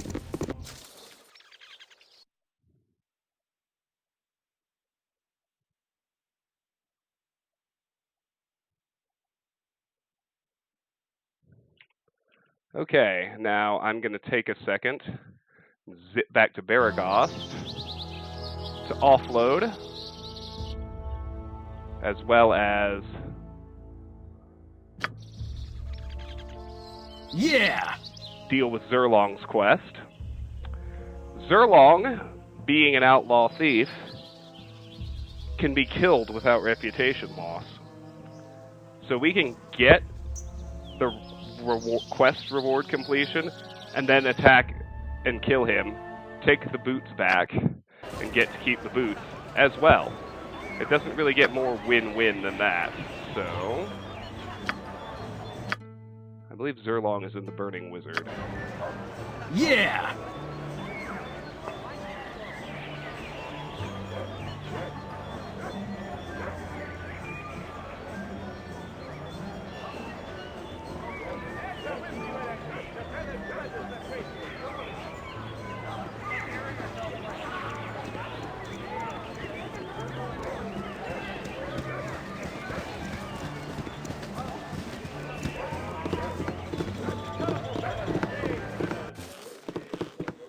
Yep, there he is. Alright. As you will. I wish I had my old tobacco pipe. You're a godsend. Here's all that gold I took from you. I may be a kleptomaniac, but at least I'm an honorable one, right? And here's 100 gold pieces for your help, too. Consider it a down payment on your pocket. Okay. Well, Zerlong is making progress in our ongoing joint therapy sessions. He has confessed his kleptomaniac tendencies and has even gone so far as to return the gold that he has stolen from me thus far. Most surprising, however, has been his offer of 100 GP above and beyond what was actually due. Sadly, he referred to it as a down payment on my pocket. Nevertheless, with time, I still hold out hope that he might be cured.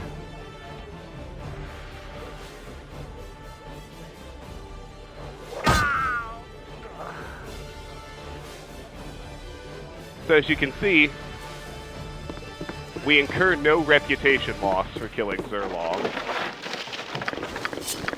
And we get to take the boots back. My honor is my life. Which is the important part.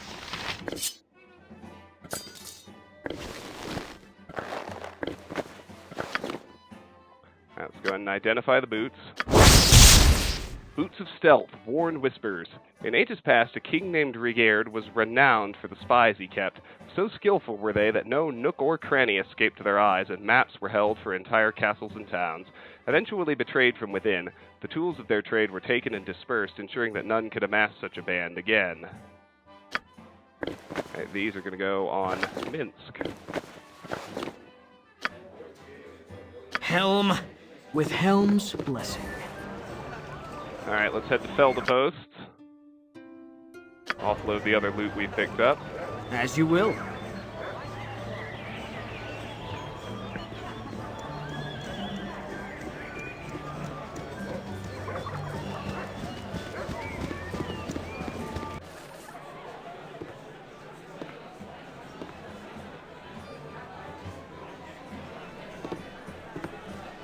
As you will. You want some whiskey?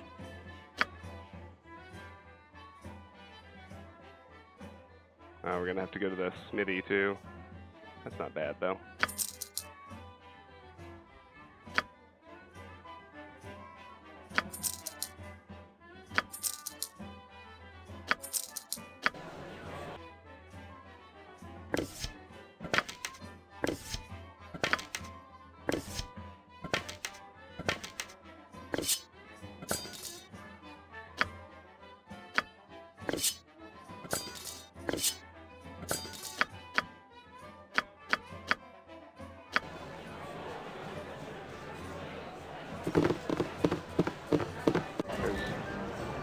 Probably going to end the stream after we finish clearing out that map.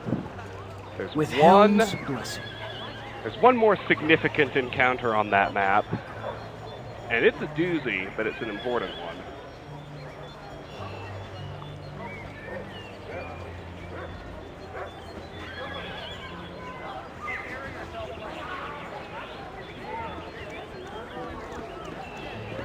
Because ultimately, I'm going to dual class Imoen into a mage, and she won't be able to wear them anymore. So I go... As you will. I could temporarily put them on her now, but... I can make whatever you wish for a wee little bit more than me competition. In the end, she won't be able to wear them, so... I just go ahead and put them on Minsk since he winds up with them in the end game, since he's the only other person who can use stealth. Oh, good lord. Why does it not automatically sell the whole stack? That's annoying. With Helm's blessing.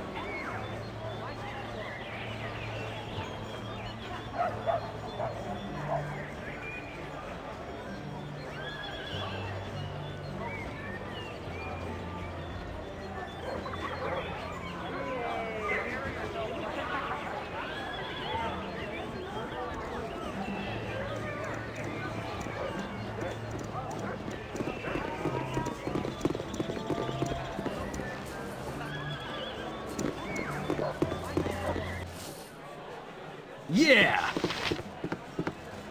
You want some whiskey? There we go. Much better. I do it at level 6. Because that's enough. Where are her skills? She gets,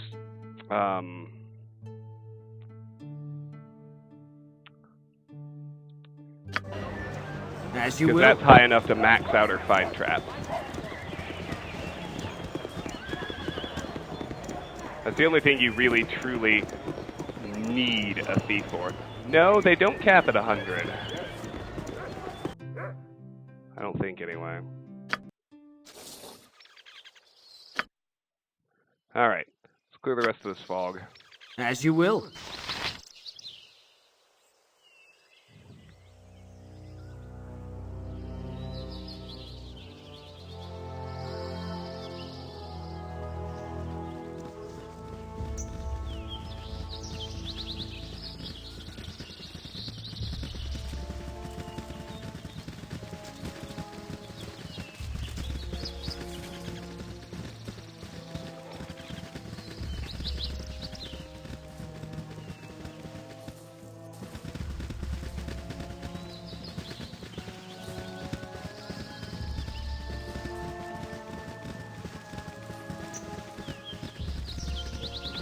Shire looks upon us with favor.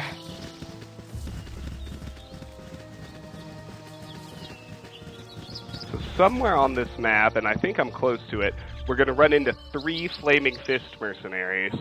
You can avoid a fight with them, but as of the most recent patch, you can kill them without a reputation loss.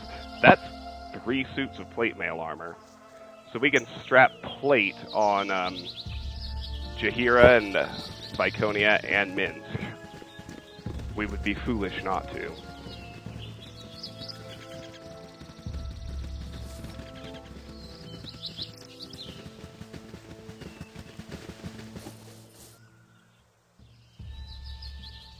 Another ghoul.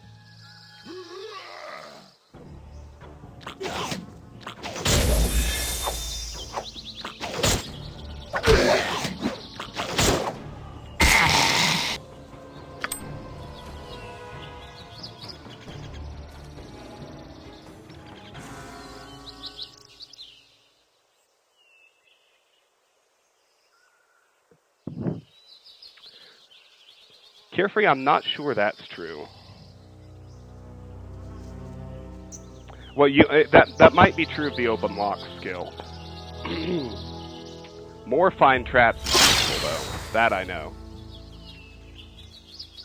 By Helm! Alright. Yes, there's somewhere in this remaining patch of fog.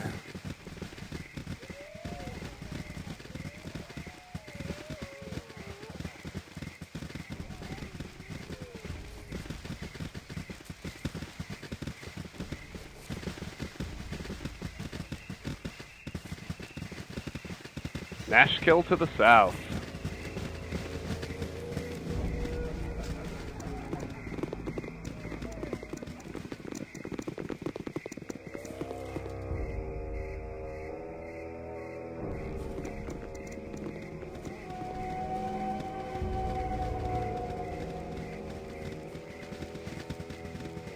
I serve the Flaming Fist! You there! You're under arrest for banditry and highway robbery. We know you're part of that bandit group who's been terrorizing the coastway. Give yourselves up or there will be trouble. If you want a fight, we'll give you a fight. Go for the eyes, Boo! Go for the eyes! Rusk! I am the law! I am...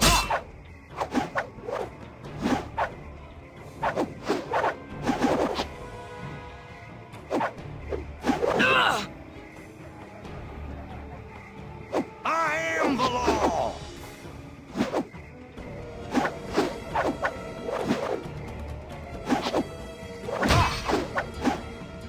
I am the law!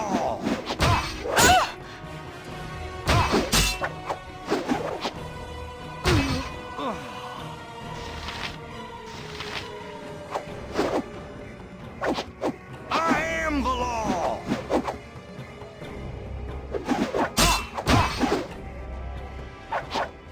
I am the law!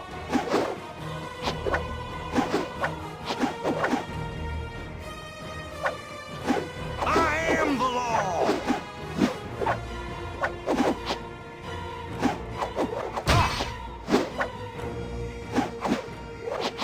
I am the law! Perfect. Okay. So Jantis already has plate mail. I can't wear it. We'll put a set on Jaheira. Oh, but that disables her druid spells. Just kidding. Viconia can't. Viconia doesn't meet the strength requirement, does she? No.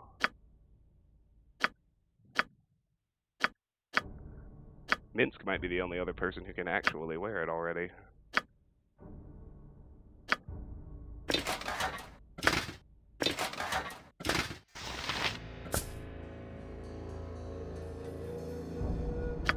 Yep.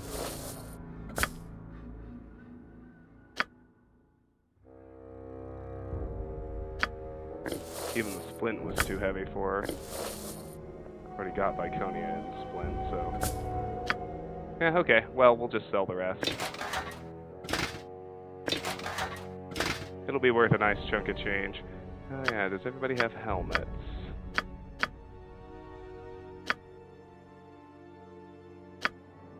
Everybody but Emmeline, and she can't use them anyway. Everybody who wants them have shields. Yep. Okay. We're good then. Let's finish out this last little bit of fog. In the original Baldur's Gate, there was only one mercenary. That is true. Alright. Let's head to High Hedge to sell some stuff off.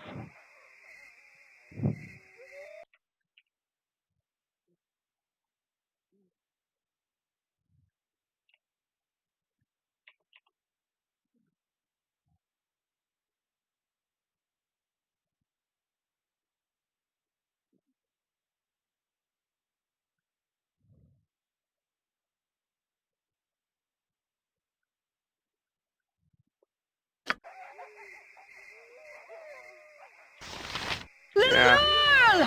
For sure! I don't mind fighting one fool again.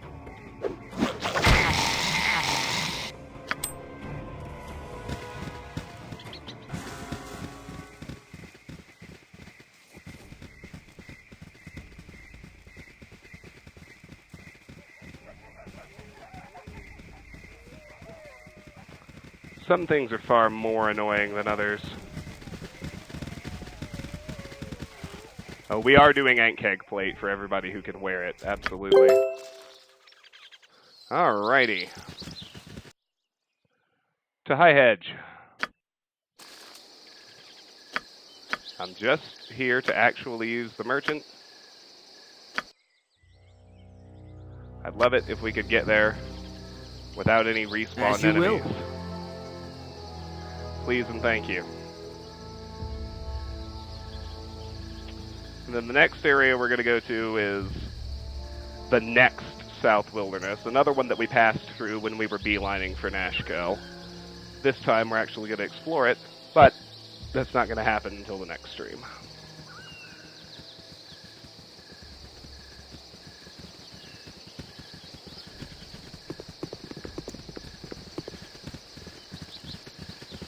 Yes, Boo, I agree.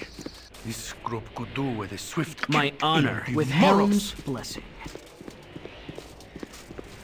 Why do I live in such a pissant town? Oh, Fire Opal, that's new, but it doesn't have any unique flavor text. Alrighty. All good, I suppose. Plate mail sells well, as you can see. Alright. Oh, let's buy some more scrolls, shall we? We need Color Spray, Larlock's Minor Drain, and Spook.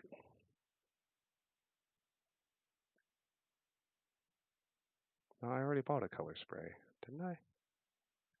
Yeah, I need a Larlock's Minor Drain. And I need Spook. Those are for Imoen.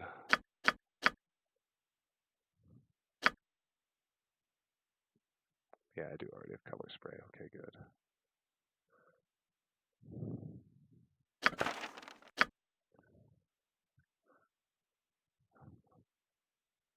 No, Spook wasn't for her. What am I doing?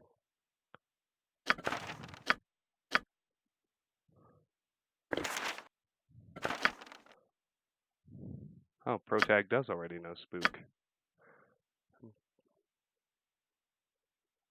No. He just can't learn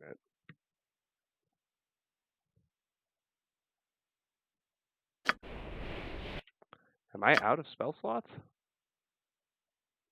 I guess I am. Well, we'll be able to learn it once intelligence is 19. So I'll stick it in quick items so it doesn't take up space. Alright, now.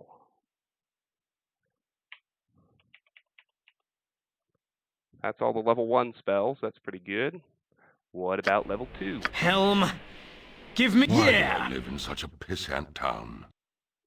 We need a Deafness for Imoen. We need 2 Detect Invisibilities.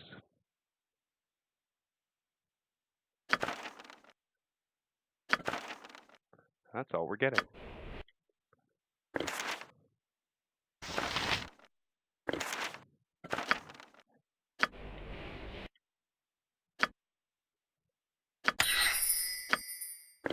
For now. There'll be plenty more where those came from.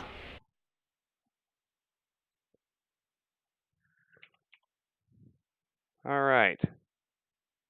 All that's left now is to travel and, unfortunately, end tonight's stream. Let's head south. Yeah!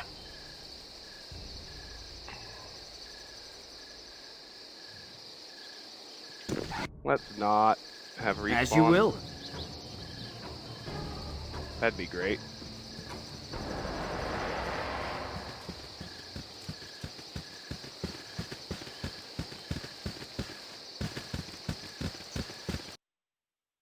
Okay, so 2 areas south of Baragost / 1 area north of Nashkel. That's where we need to go next.